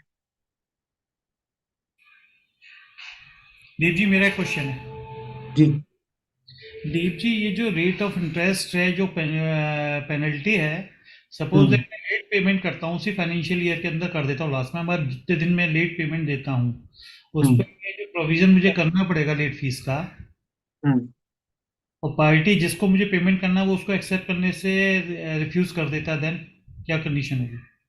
नहीं, आप प्रोविजन कर रहे हैं मैंने और पार्टी। मैं एक एग्जांपल देता हूँ। सपोज दैट मैंने कोई अप्रैल में कोई चीज परचेज करी थी, अपॉइंटेड डेट था मेरा 15 अप्रैल, मुझे मेरा कोई एग्रीमेंट नहीं था, 30 अप्रैल तक मुझे पेमेंट करना था। हम्म मैंने उसे 30 सितंबर को किया, हम्म लगभग 5 महीने का मेरा हुआ, तो मुझे 5 महीने की इंटरेस्ट उसका प्रोविजन अपने यहाँ करना है बुक्स ऑफ अकाउंट्स में। हम्म अब जब मैं सितंबर में उसे पेमेंट करता हूँ, तो मैंने उसको जो ओरिजिनल उसका पेमेंट था वो किया, प्लस इंटरेस्ट का पेमेंट करना होगा मुझे उसको। हम्म वो हम्म उसने रिफ्यूज कर दिया कि मैं नहीं लूंगा इसको, हम्म तो क्या मुझे रिवर्स करना पड़ेगा एंड में जाके बुक्स ऑफ अकाउंट्स में? बिल्कुल, जब वो ले ही नहीं रहा है तो रिवर्स करना पड़ेगा। हालांकि ऐसी सिचुएशन आएगी नहीं। जी। नहीं तो क्या रहेगा एक्ट हमारा, कैसे हम कैसे जस्टिफाई करेंगे हमने लेट किया और हमारा प्रोविजन था, उसने पेमेंट नहीं लिया? हम्म बात केवल क्वेश्चन ये आता है ना कि हम कैसे प्रूव करेंगे कि अब कल को अथॉरिटीज को डिसअलाउज हम्म या नहीं, एक्चुअली एक्चुअली एक्चुअली क्या है कि इंटरेस्ट का कोई डिसअलाउंस नहीं होगा कि हमने पे ही नहीं किया, जी। तो डिसअलाउंस की तो कोई बात ही नहीं आती है उसमें। मगर खाली यहाँ हम यहाँ तो है दिया हुआ है ना, यहाँ तो कंडीशन दी हुई है ना कि मुझको इंटरेस्ट पे करना है। और बिल्कुल डिसाइड बिल्कुल कैसे होगा सर, जब भी रिजर्व बैंक का जैसे पूरे फाइनेंशियल ईयर में 2-3 बार चेंजेस होता है, तो वो मुझे कैसे हम्म होगा कि उस टाइम जो भी प्रोसेस कर रही होगी वो रेट ऑफ इंटरेस्ट के हिसाब से उसकी कैलकुलेशन होगी? हाँ जी बिल्कुल, जो भी उस टाइम पे प्रिवेलिंग रेट चल रहा होगा उसके हिसाब से हमारी कैलकुलेशन होगी, जी। है ना। हम अपने यहाँ पे बुक्स में प्रोविजन करके चलेंगे। अगर पार्टी डिनाई करती है तो हम उस प्रोविजन को रिवर्स कर ओके, थैंक यू। देंगे। जी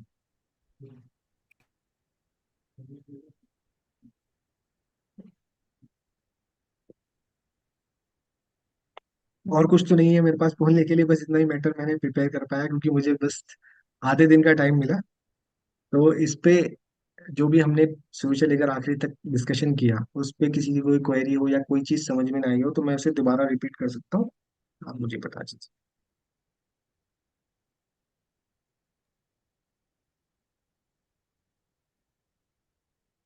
सर क्या एमएसएमई की जो डेट है वो क्या एक्सटेंड हुई है? नहीं नहीं, अभी कोई डेट एक्सटेंड नहीं हुई है। अच्छा, ठीक सर। हाँ जी।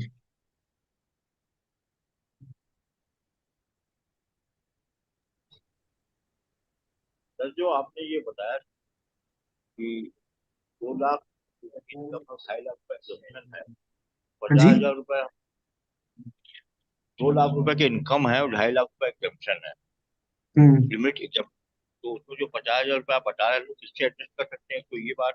फिर दूसरी चीज जो स्विच ओवर की आपने बात की, एक पीटीजीसी वर्ड यूज किया था। सर आपकी वॉइस ना ब्रेक हो रही है, थोड़ा सा लाउड बोलेंगे आप?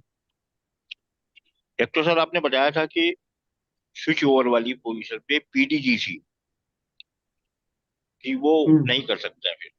और दूसरी चीज ये है कि जो आपने बताया था कि 2.5 लाख रुपए की इनकम एग्जेम्प्ट है, हमारी इनकम 2 लाख रुपए की है, जो रिमेन 50,000 रुपया है, ये हम कैसे किस किस अमाउंट में एडजस्ट कर सकते नहीं, जैसे आपकी बेसिकली अगर आपकी इनकम में लॉन्ग टर्म कैपिटल गेन का भी पार्ट है ना? हैं? जी। मान लीजिए आपने कोई शेयर्स बेचे हैं, है ना? हाँ। और शेयर्स का आपका जो गेन आया वो आया 50,000 रुपये टैक्सेबल। जी। ठीक है। तो और आपकी जो अदर इनकम है वो 2 लाख रुपए है जी। ना? तो आप जो बचा हुआ आपका 50,000 रुपये ना, वो उस इनकम के अगेंस्ट आप सेट ऑफ कर सकते हैं। कैपिटल गेन में। हाँ जी। और कैपिटल गेन एक्सेस है तो हम खाली 50,000 ही एडजस्ट कर सकते हाँ मतलब बेसिक बेसिक एग्जाम्पशन लिमिट आपके जितनी भी बची हो आपके स्लैब के हिसाब से 2.5 लाख, 3 लाख, 5 लाख। हैं। जी जी। वो सर सिक्योर वाला बताइए कि एक बार रिपीट कर लीजिए। कौन सा सर? वो जो आपने स्विच बताया ओवर था वाला कि ना? स्विच जी ओवर वाला मैं बता पीटीजी। देता हूँ। स्विच ओवर वाले में ये है कि अब जो डिफॉल्ट रिजीम है वो हमारी न्यू टैक्स रिजीम जी। है ना? अगर सपोज कीजिए कोई इंडिविजुअल है, उसकी कोई इनकम बिजनेस, कोई उसका बिजनेस नहीं है, बिजनेस एंड प्रोफेशन में अंडर द हेड पीजीबीपी उसकी कोई इनकम नहीं है ना? उसकी इनकम में सैलरी इनकम हो सकती है, हाउस प्रॉपर्टी हो सकती है, long term capital gain, short term capital gain और अदर इनकम है। तो वो हर साल जो भी उसको बेनिफिशियल रहेगा उसमें वो स्विच कर सकता है। अगर उसको ओल्ड में बेनिफिट हो रहा है तो वो ओल्ड में जा सकता है, न्यू में बेनिफिट हो रहा है तो न्यू में जा सकता है। अब उसके लिए तो सिंपल है, सपोज कीजिए अब कोई है जिसकी की पीजीबीपी की इनकम है। अब पीजीबीपी की इनकम है तो बाय डिफॉल्ट अब उसका जो टैक्सेबल रिजीम है वो न्यू रिजीम है। अब वो चाहता है कि यार न्यू रिजीम में तो मुझे बेनिफिट नहीं हो रहा, न्यू रिजीम में तो मेरा टैक्स ज्यादा आ रहा है, ओल्ड रिजीम में मेरे पास डिडक्शंस वगैरह हैं, तो मैं ओल्ड रिजीम में भरना चाहता हूँ। तो वो ओल्ड रिजीम में जा सकता है, लेकिन एक बार वो चला गया तो उसे ओल्ड रिजीम कंटिन्यू करनी पड़ेगी।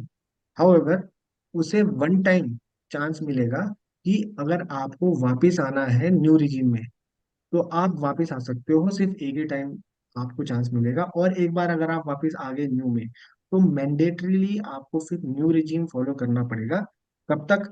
जब तक आपकी इनकम में पीजीबीपी की इनकम रहेगी। जिस साल आपकी इनकम में पीजीबीपी की इनकम नहीं है फिर से आप दोबारा उसको स्विच कर सकते हो, उसमें कोई इशू नहीं। सर बीजीपीपी का मतलब बताइए, ये समझ में आया। सर पीजीबीपी बीजी। यानी कि profit and gain from business and profession. ओ मान लीजिए पीपी कोई है भी अगर, सर। ओके हाँ ओके ओके। पीजीबीपी, हाँ जी कोई मैं भी व्यापार। पीपी का। थैंक यू हाँ सर। जी, जी जी जी।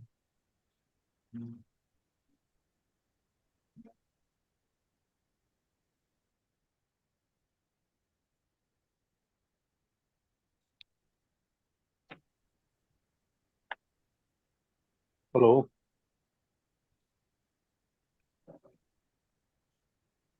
हेलो। जी सर। सर एक बार रेट ऑफ इंटरेस्ट के बारे में बता दीजिए। किसके बारे में sir? 43। Rate of interest. Rate of interest इस केस में? जी जो अभी सर बता रहे थे ना आप 43 में। एमएसएमई। MSME sir. हाँ, एमएसएमई में बेसिकली प्रोविजंस को मैं आपको बता देता हूँ कि सेक्शन 15 ऑफ एमएसएमई ये कहता है कि माइक्रो एंड स्मॉल एंटरप्राइजेस को आपने टाइम पे पेमेंट करनी है, और टाइम जो बताएगा वो सेक्शन 15 बताएगा। अब सेक्शन 15 ये कहता है कि अगर आपका आपके मैन्युफैक्चरर सप्लायर से या सर्विस प्रोवाइडर से कोई कॉन्ट्रैक्ट नहीं है तो आपको विद इन 15 डेज उसकी पेमेंट करनी है। और अगर आपका उसके साथ कॉन्ट्रैक्ट है तो कितने दिन का है? सपोज कीजिए 30 दिन का है तो 30 दिन के अंदर कीजिए, 45 दिन का है तो 45 दिन के अंदर कीजिए, 60 दिन का है तो भी आपको 45 दिन के अंदर करनी है, क्योंकि मैक्सिमम लिमिट जो है वो 45 दिन की है। ठीक है। अब ये दो रेट हो गए कि कॉन्ट्रैक्ट है तो कॉन्ट्रैक्ट की डेट या फिर 45 डेज, ठीक है। और दूसरा, in case of no contract, within 15 days आपको करनी है। अगर विद इन टाइम अगर आप उसको पेमेंट नहीं करते हैं तो आपको उसे आरबीआई के रेट के 3 गुना इंटरेस्ट पर एनम के हिसाब से आपको उसको देना पड़ेगा। आरबीआई रेट, ठीक है। सर अभी लास्ट वीक में ट्वीट आया था मैडम मैडम फाइनेंस मिनिस्टर का कि जी जी, एमएसएमई की जो प्रोविजन थे वो 1 अप्रैल 2025 तक एक्सटेंड कर दिए गए। एक्सटेंड कर दिए गए हैं। जी गए हैं, ऐसा कोई ट्वीट तो जी हमारे पास मेरी नॉलेज में नहीं है, क्योंकि मैं भी देख रहा था कि जी रिकमेंडेशंस हैं कि जी एक्सटेंड करने की, बट एक आर्टिकल मैंने भी पढ़ा था, रिकमेंडेशंस हैं उसमें एक्सटेंड करने की, बट सरकार अभी इसके उसमें नहीं है, फेवर में नहीं है एक्सटेंड करने के। तो सर अभी मान के चलें कि अभी वो 1 अप्रैल 2023 से इफेक्टिव है। हाँ जी, हाँ जी, बिल्कुल एक्सेप्टिव है ठीक है सर। है ना। Okay sir. हाँ जी सर इस कंडीशन पे एक चीज हो रहा है, यदि हम कोई एग्रीमेंट इसमें नहीं करते हैं तो 15 डेज का टाइम है ना। जी जी, अगर कोई एग्रीमेंट नहीं है तो 15 डेज का टाइम है। अगर एग्रीमेंट है तो हम्म, मैक्सिमम टाइम आप 45 डेज तक का रख सकते हैं, उसके बियॉन्ड नहीं जा सकते। ठीक sir. Okay sir. Hello sir, मैं बीच में कुछ कहना चाहूंगा अगर मुझे इजाजत हो। जी जी, बिल्कुल बिल्कुल। एक्चुअली सर जो आपने पॉइंट्स बताए बहुत अच्छे बताए, इसमें मैं हम्म, कुछ चीज के ऊपर लाइट डालना चाहूंगा। एक तो बिल्कुल। जो ये 15 डेज का और 45 डेज का टाइम है, ये है hmm, from the date appointed date जी जी, जो बिल्कुल एमएसएमई एक्ट में डिफाइन करा गया है। और बिल्कुल बिल्कुल। अपॉइंटेड डेट कहा गया है कि जिस दिन हम्म यू एक्सेप्ट द गुड्स, तो यानी कि हम्म, मतलब ये है कि यदि आपने माल आपको मिला और जी। उसमें आपने नहीं 15 दिन के अंदर एक्सेप्ट करा उसे, उसमें कोई हम्म डिफेक्ट है या कोई प्रॉब्लम हम्म है और आप हम्म उसे सेलर को इन्फॉर्म कर देते हैं, उस हम्म केस में ये 15 दिन जो काउंट होंगे ये उस दिन से काउंट होंगे हम्म, जिस दिन वो सेलर उस डिफेक्ट को रिमूव कर देगा। जी जी, और बिल्कुल फोर्टी बिल्कुल फाइव ठीक कह रहे डेज हैं आप। भी उसी दिन से काउंट होंगे। तो उस जी स्थिति में यह है, मान लिया हमने खरीद के माल प्राप्त करने के 14 दिन के अंदर कोई डिफेक्ट हमने पॉइंट आउट करा, तो 14 दिन अगर उस दिन वो कर देता है रिमूव 15वें दिन या 16वें हम्म दिन या 15-20 दिन बाद, तो उस दिन से हम्म, 15 दिन लगेंगे। तो ये थोड़ा सा बिल्कुल बिल्कुल इंपॉर्टेंट, एक तो ये पॉइंट इसके अंदर है। बिल्कुल सर, बिल्कुल बिल्कुल। और एक इसके अंदर मैं ये पॉइंट आउट करना चाह रहा था कि जैसे हम्म आपने कहा था कि मेरे हिसाब से ट्रेडर्स इसमें कवर नहीं है, तो इसमें हम्म बड़ा स्पेसिफिक एमएसएमई का जो पोर्टल है उसी के ऊपर हम्म गवर्नमेंट का एक इन्होंने वो सर्कुलर डाला हुआ है, जिसके हम्म अंदर ये on the basis of representations इन्होंने हम्म ट्रेडर को इंक्लूड तो कर लिया था एमएसएमई एक्ट के अंदर, हम्म लेकिन that was only for the purpose of landing of हाँ जी, वो लोन जी जी, वगैरह। और हाँ, उसमें साफ लैंडिंग लिखा सेक्टर। हुआ है कि no other benefit shall be allowed to traders. तो इसलिए करेक्ट। इसमें कोई डाउट नहीं होना चाहिए कि ट्रेडर जो है वो एमएसएमई एक्ट से कवर्ड नहीं होता। हम्म, नहीं मेरे तो ख्याल आप एग्री आप करेंगे इस चीज से। आप क्या कह रहे हैं कि 43BH का बेनिफिट ट्रेडर्स को भी मिलेगा? नहीं, मैं 43 भी है, मैं एमएसएमई की बात कर रहा हूं जी कि जी, उसके अंदर ट्रेडर्स जो है इंक्लूड नहीं करे गए हैं। हाँ, नहीं करे गए हैं सर। हाँ, और ट्रेडर्स ये सिर्फ एमएसएमई में रजिस्ट्रेशन के लिए उनको सिर्फ लेंडिंग पर्पस के लिए हाँ जी, उसको हाँ जी, ये इंक्लूड किया गया पोर्टल था, पर और कोई भी। स्पेसिफिक गवर्नमेंट का इसके अंदर सर्कुलर की कॉपी पड़ी हुई है। जी जी जी जी, अच्छा, बिल्कुल पड़ी एक हुई है। चीज पे मैं और पॉइंट आउट करना चाहूंगा कि उस पे आप लोग विचार करिएगा, वो ये हम्म कि जो हमारा इनकम टैक्स एक्ट है उसके हम्म अंदर 43BH के अंदर जो वर्ड इस्तेमाल करे गए हैं वो हम्म, करे गए हैं माइक्रो एंड स्मॉल एंटरप्राइज। जी जी, और बिल्कुल। माइक्रो, हाँ, और माइक्रो और स्मॉल एंटरप्राइज को इन्होंने एमएसएमई एक्ट में डिफाइन तो करा है, साथ ही साथ एमएसएमई एक्ट का जो सेक्शन 8 है उसके अंदर हम्म, उन्होंने एक ये ऑप्शन दी है कि कोई आदमी समय चाहे। लगता ही है। हाँ, पूरा समय इसमें 2-3 महीने तो लगेगा, बाकी ठीक होने में सालों लगेगा। भाई देखो जैसे, हाँ जी सर, क्या मैं कंटिन्यू करूं बिल्कुल बिल्कुल। कि एमएसएमई एक्ट में ये कहा गया है सेक्शन 8 में कि अगर कोई आदमी चाहे तो वो अपना डिक्लेरेशन फाइल कर सकता है for the purpose of getting registration of MSME. तो मेरा इसमें सिर्फ मानना ये लग रहा है मुझे कि इनकम टैक्स एक्ट के अंदर जो सेक्शन में दिया गया है उसके अंदर ये कहीं भी नहीं दिया गया कि जो रजिस्टर्ड हो एमएसएमई एक्ट में, उसमें खाली वर्ड इस्तेमाल करे हैं micro and small enterprise.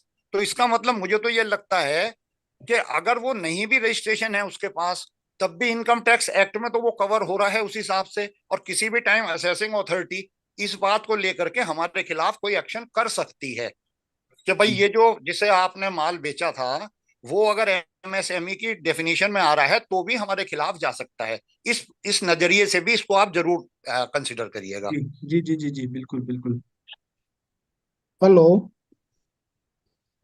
Hello हाँ जी हेलो। जी सर, बोलिए बोलिए। हाँ, am I audible? Yes yes sir, please. ये कह रहे थे सर कि सपोज कि बिजनेस इनकम है और 2000 फाइनेंशियल ईयर 22-23 तक उन्होंने 115 बीएससी के को ऑप्ट किया हुआ था। तो ठीक है। चूंकि 115 बीएससी न्यू रिजीम का था, अब इस साल सर वो बाय डिफॉल्ट हो गया। तो इस साल उनको बाय डिफॉल्ट वाला चूज करना है, तो क्या करना होगा सर? वो तो बाय डिफॉल्ट ही रहेगा सर। आप पहले भी 115 बीएसई में थे ना? हाँ हाँ। हाँ, तो आप वही कंटिन्यू करिए। अच्छा, तो वो बाय डिफॉल्ट वो लेगा या 115 बीएससी लेते हुए हमको ओल्ड में डाल देगा? क्योंकि इस नहीं साल नहीं, अगर ओल्ड ऑप्ट करना है तब 115 बीएससी कंटिन्यू करना है। आप अगर पहले भी 115 बीएसई में थे, आप उसको कंटिन्यू करना चाहते हैं, तो आप जैसे रिटर्न फाइल करते हैं एज इट इज करते रहिए। अगर तो आपको उसमें से सर ये बाय डिफॉल्ट वाला ही पकड़ेगा जो इस जी साल? सर। इस साल सर सिचुएशन उल्टी हो गई है ना सर। पिछले साल 1.115 बीएससी के लिए जो था वो अब बाय हम्म डिफॉल्ट हो गया, हम्म और अब जो पिछले बाय डिफॉल्ट था उसके लिए अब 115 बीएससी हो गया। हम्म। तो सर इस कंडीशन में जो पहले 115 बीएससी थे वो उनको बाहर आना पड़ेगा बाय डिफॉल्ट के लिए, या नहीं नहीं नहीं, उसको? बाहर बाहर बाहर कुछ नहीं आना पड़ेगा। एज इट इज जैसे आप करते थे वैसे ही करते रहेंगे। Okay okay sir. इसमें इसमें सर मैं ये और ऐड करना चाहूंगा कि ये जी बाय जी डिफॉल्ट चाहे पहले पुराने में था या नए में था, इस साल के लिए तो वो नए में ही आ जाएगा। और अगर उसे हम्म पुराने में जाना है तो जैसे पहले हम भरते थे 10IE फार्म, अब के टेन हाँ आई हाँ। ई ए भरना पड़ेगा। जी जी। पुराने में जाने के लिए okay 10IE A capital A form okay वो भरना पड़ेगा पुराने को ओके। ऑप्ट करने के लिए। पुराने कॉन्ट्रैक्ट। और ये सर जो ऑडिट रिपोर्ट होगी तो उसमें आप्ट में ये दिखाएंगे कि 115 बीएससी में हो रहा है ये, कि बाय डिफॉल्ट में दिखाएंगे? बिल्कुल, नीचे ऑप्शन आएगा कि ऑप्ट किया है कि नहीं किया है, उसमें आपको सेलेक्ट करना पड़ेगा। ओके, 115 बीएससी सेलेक्ट करना पड़ेगा। जी जी जी। तो और सर जो जिनका नहीं है, जो पिछले पहले भी रेगुलर थे इस साल भी हम्म। रेगुलर रहेंगे, वो तो और आप्ट आप करेंगे नहीं? और वो आपको फिर बाहर आना पड़ेगा उससे। ओके, वही वही बात है सर कि उसके लिए जी बाहर ही आना पड़ेगा ना फिर। हाँ हाँ जी हाँ जी। हाँ जी, ओके सर, थैंक यू। इसमें सर मैं अपनी खुद की एग्जाम्पल बताता हूं कि मैं अब तक ओल्ड रिजीम में चल रहा हूं। जी अब के जो है ये नई बाई डिफॉल्ट देगा नई रिजीम, तो जी इसके जी। लिए मुझे पुराने में ही रहने के लिए वही जो फॉर्म में कह रहा था 10IE कैपिटल ए वो मैं वो फाइल करूंगा, तभी मैं बिल्कुल। पुराने में रह पाऊंगा। हाँ जी जी जी। बिल्कुल है। जी जी। बिल्कुल। सर इस समय जो नया रिटर्न जो दाखिल करेंगे 24-25 का, तो उसमें पुराने में बेनिफिट रहेगा कि नए वाली रिजीम में बेनिफिट रहेगा? सर ये सर तो वो आपने आपको एक ऐसा क्वेश्चन कंप्यूट करना डाल दिया, पड़ेगा। ये तो आपको कैलकुलेशन करके देखना चाहिए। ये तो sir case to case differ करेगा कि किसमें बिल्कुल, क्या है। इनकम टू इनकम और डिडक्शन अवेलेबल जो है उनके बेस पे जी करेगा। जी जी। जी, ये केस टू केस डिफर करेगा ये। मैं अपना ही अच्छा। केस बता रहा हूँ कि मैं अगर मान लिया मैं नए में जाता तो मुझे इस बार मान लिया 45,000 रुपए टैक्स देना पड़ रहा था। अपनी डिडक्शंस वगैरह मैंने जब सारी काउंट करी तो मुझे ये दिखाई दिया कि जो मेरा टीडीएस कटा हुआ है उसमें से भी मुझे 12,000 रुपए वापस मिल जाएगा।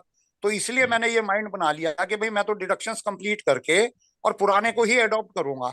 तो उसके लिए बस ये फॉर्म फाइल करूंगा। ये केस टू केस डिफर करेगा, इसके लिए तो कोई हार्ड एंड फास्ट कोई भी रूल नहीं बता सकता आपको। जी जी जी। ठीक सर, ओके।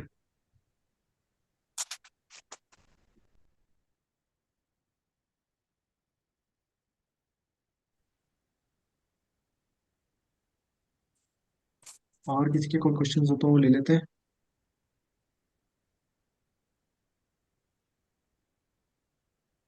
सुनील पाल जी, आपने हैंड रेज किया हुआ है, अपने को अनम्यूट करना। तो सर मेरी क्वेरी क्लियर हो गई अंकित ठीक है जी, सर, मेरी ठीक क्वेरी है, क्लियर ठीक हो है, गई। Okay. Thank you sir.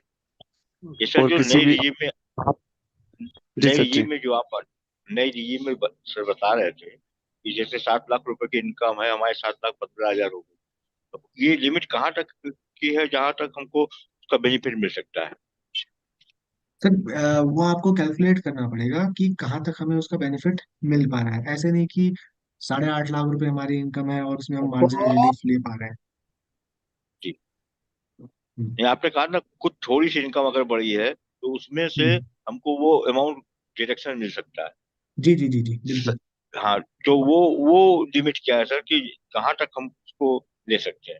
Suppose कीजिए मेरी वो इनकम 8 लाख की है और हाँ जी। हम नई रिजीम में है, तो मुझे उस पे टैक्स लायबिलिटी क्या बनेगी, वो कैसे कितना हमको डिडक्शन मिलेगा? देखिए 8 लाख रुपए अगर आपकी टैक्सेबल इनकम है, 8 लाख रुपए पे आप टैक्स कैलकुलेट करेंगे, ठीक है। जी और आपकी जो एग्जेम्पशन लिमिट है 7 लाख रुपए, और 8 लाख जी रुपए में 1 लाख रुपए का डिफरेंस है। जी तो जब तक आपका जो टैक्स पेबल है और डिफरेंस इन इनकम है ना, तो डिफरेंस इन इनकम जब तक टैक्स से कम रहेगा तब तक तो आपको उसका मार्जिनल रिलीफ मिलता रहेगा। लेकिन एक बार वो उसके बराबर या उससे ज्यादा हो गया तो फिगर फिर नेगेटिव में आ जाएगी, तो फिर आपको नहीं मिल पाएगा। Thank you sir. Ji.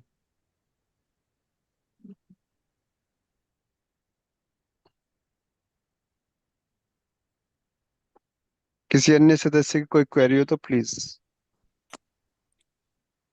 Sir एक रिक्वेस्ट करना चाह रहा था मैं, जो भी इस प्रोग्राम को एडमिन कर रहे हो, जी सर। कि क्या इसमें जीएसटी के जो आईजीएसटी है उसके सेक्शन 7 से लेके 12 या 13 तक का कोई प्रोग्राम रखेंगे किसी दिन, किसी उसमें? कोई नहीं सर, ये इतने आगे इम्पोर्टेंट नोट कर सेक्शंस हैं एक्चुअली, इतने नोट कर लेते हैं सर। इम्पोर्टेंट। जी सर, एक मिनट में बात पूरी कर लूं।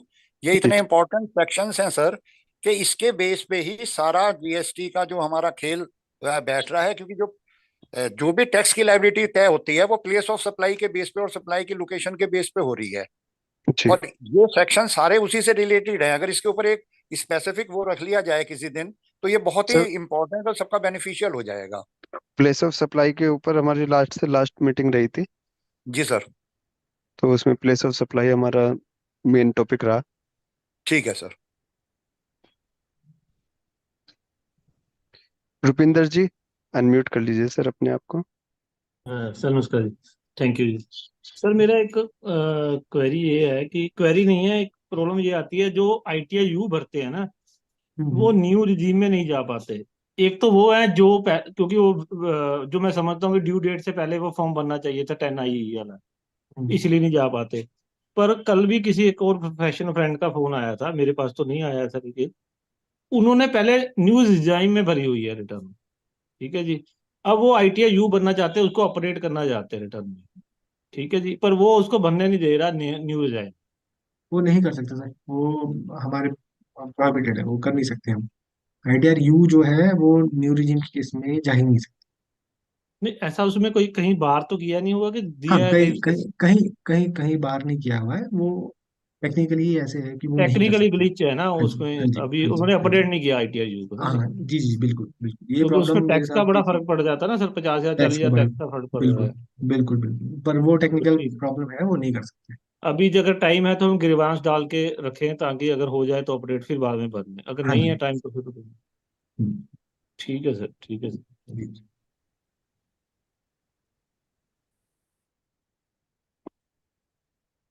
सर, क्वेश्चंस अगर जी खत्म हो गए तो जी सर, कंक्लूड कर क्वेश्चन। लें। जी सर जी, मैं देवेंद्र वधवा जी अवेलेबल है सर?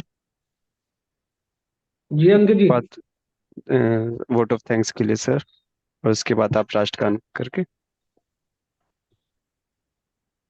मेरा सौभाग्य है कि मुझे आज धन्यवाद देने का अवसर प्राप्त हुआ।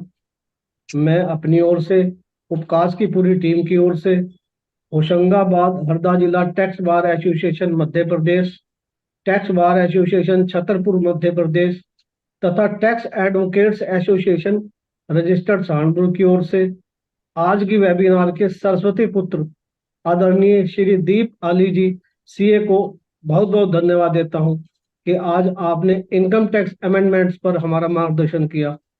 सर, मैं साथ ही मां सरस्वती से प्रार्थना भी करता हूं कि वह सदैव आप पर अपनी कृपा बनाए रखे तथा प्रगति के पथ पर आप सदैव अग्रसर रहें। आज की वेबिनार के सफल आयोजन के लिए पूरी टीम का, अंकित गर्ग जी का, विशेष रूप से हर्ष शर्मा जी का भी बहुत बहुत धन्यवाद तथा उपस्थित साथियों का भी बहुत बहुत धन्यवाद।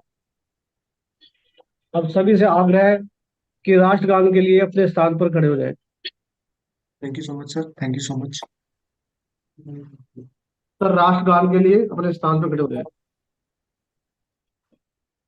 राष्ट्रगान। जन गण मन अधिनायक जय हे, भारत भाग्य विधाता।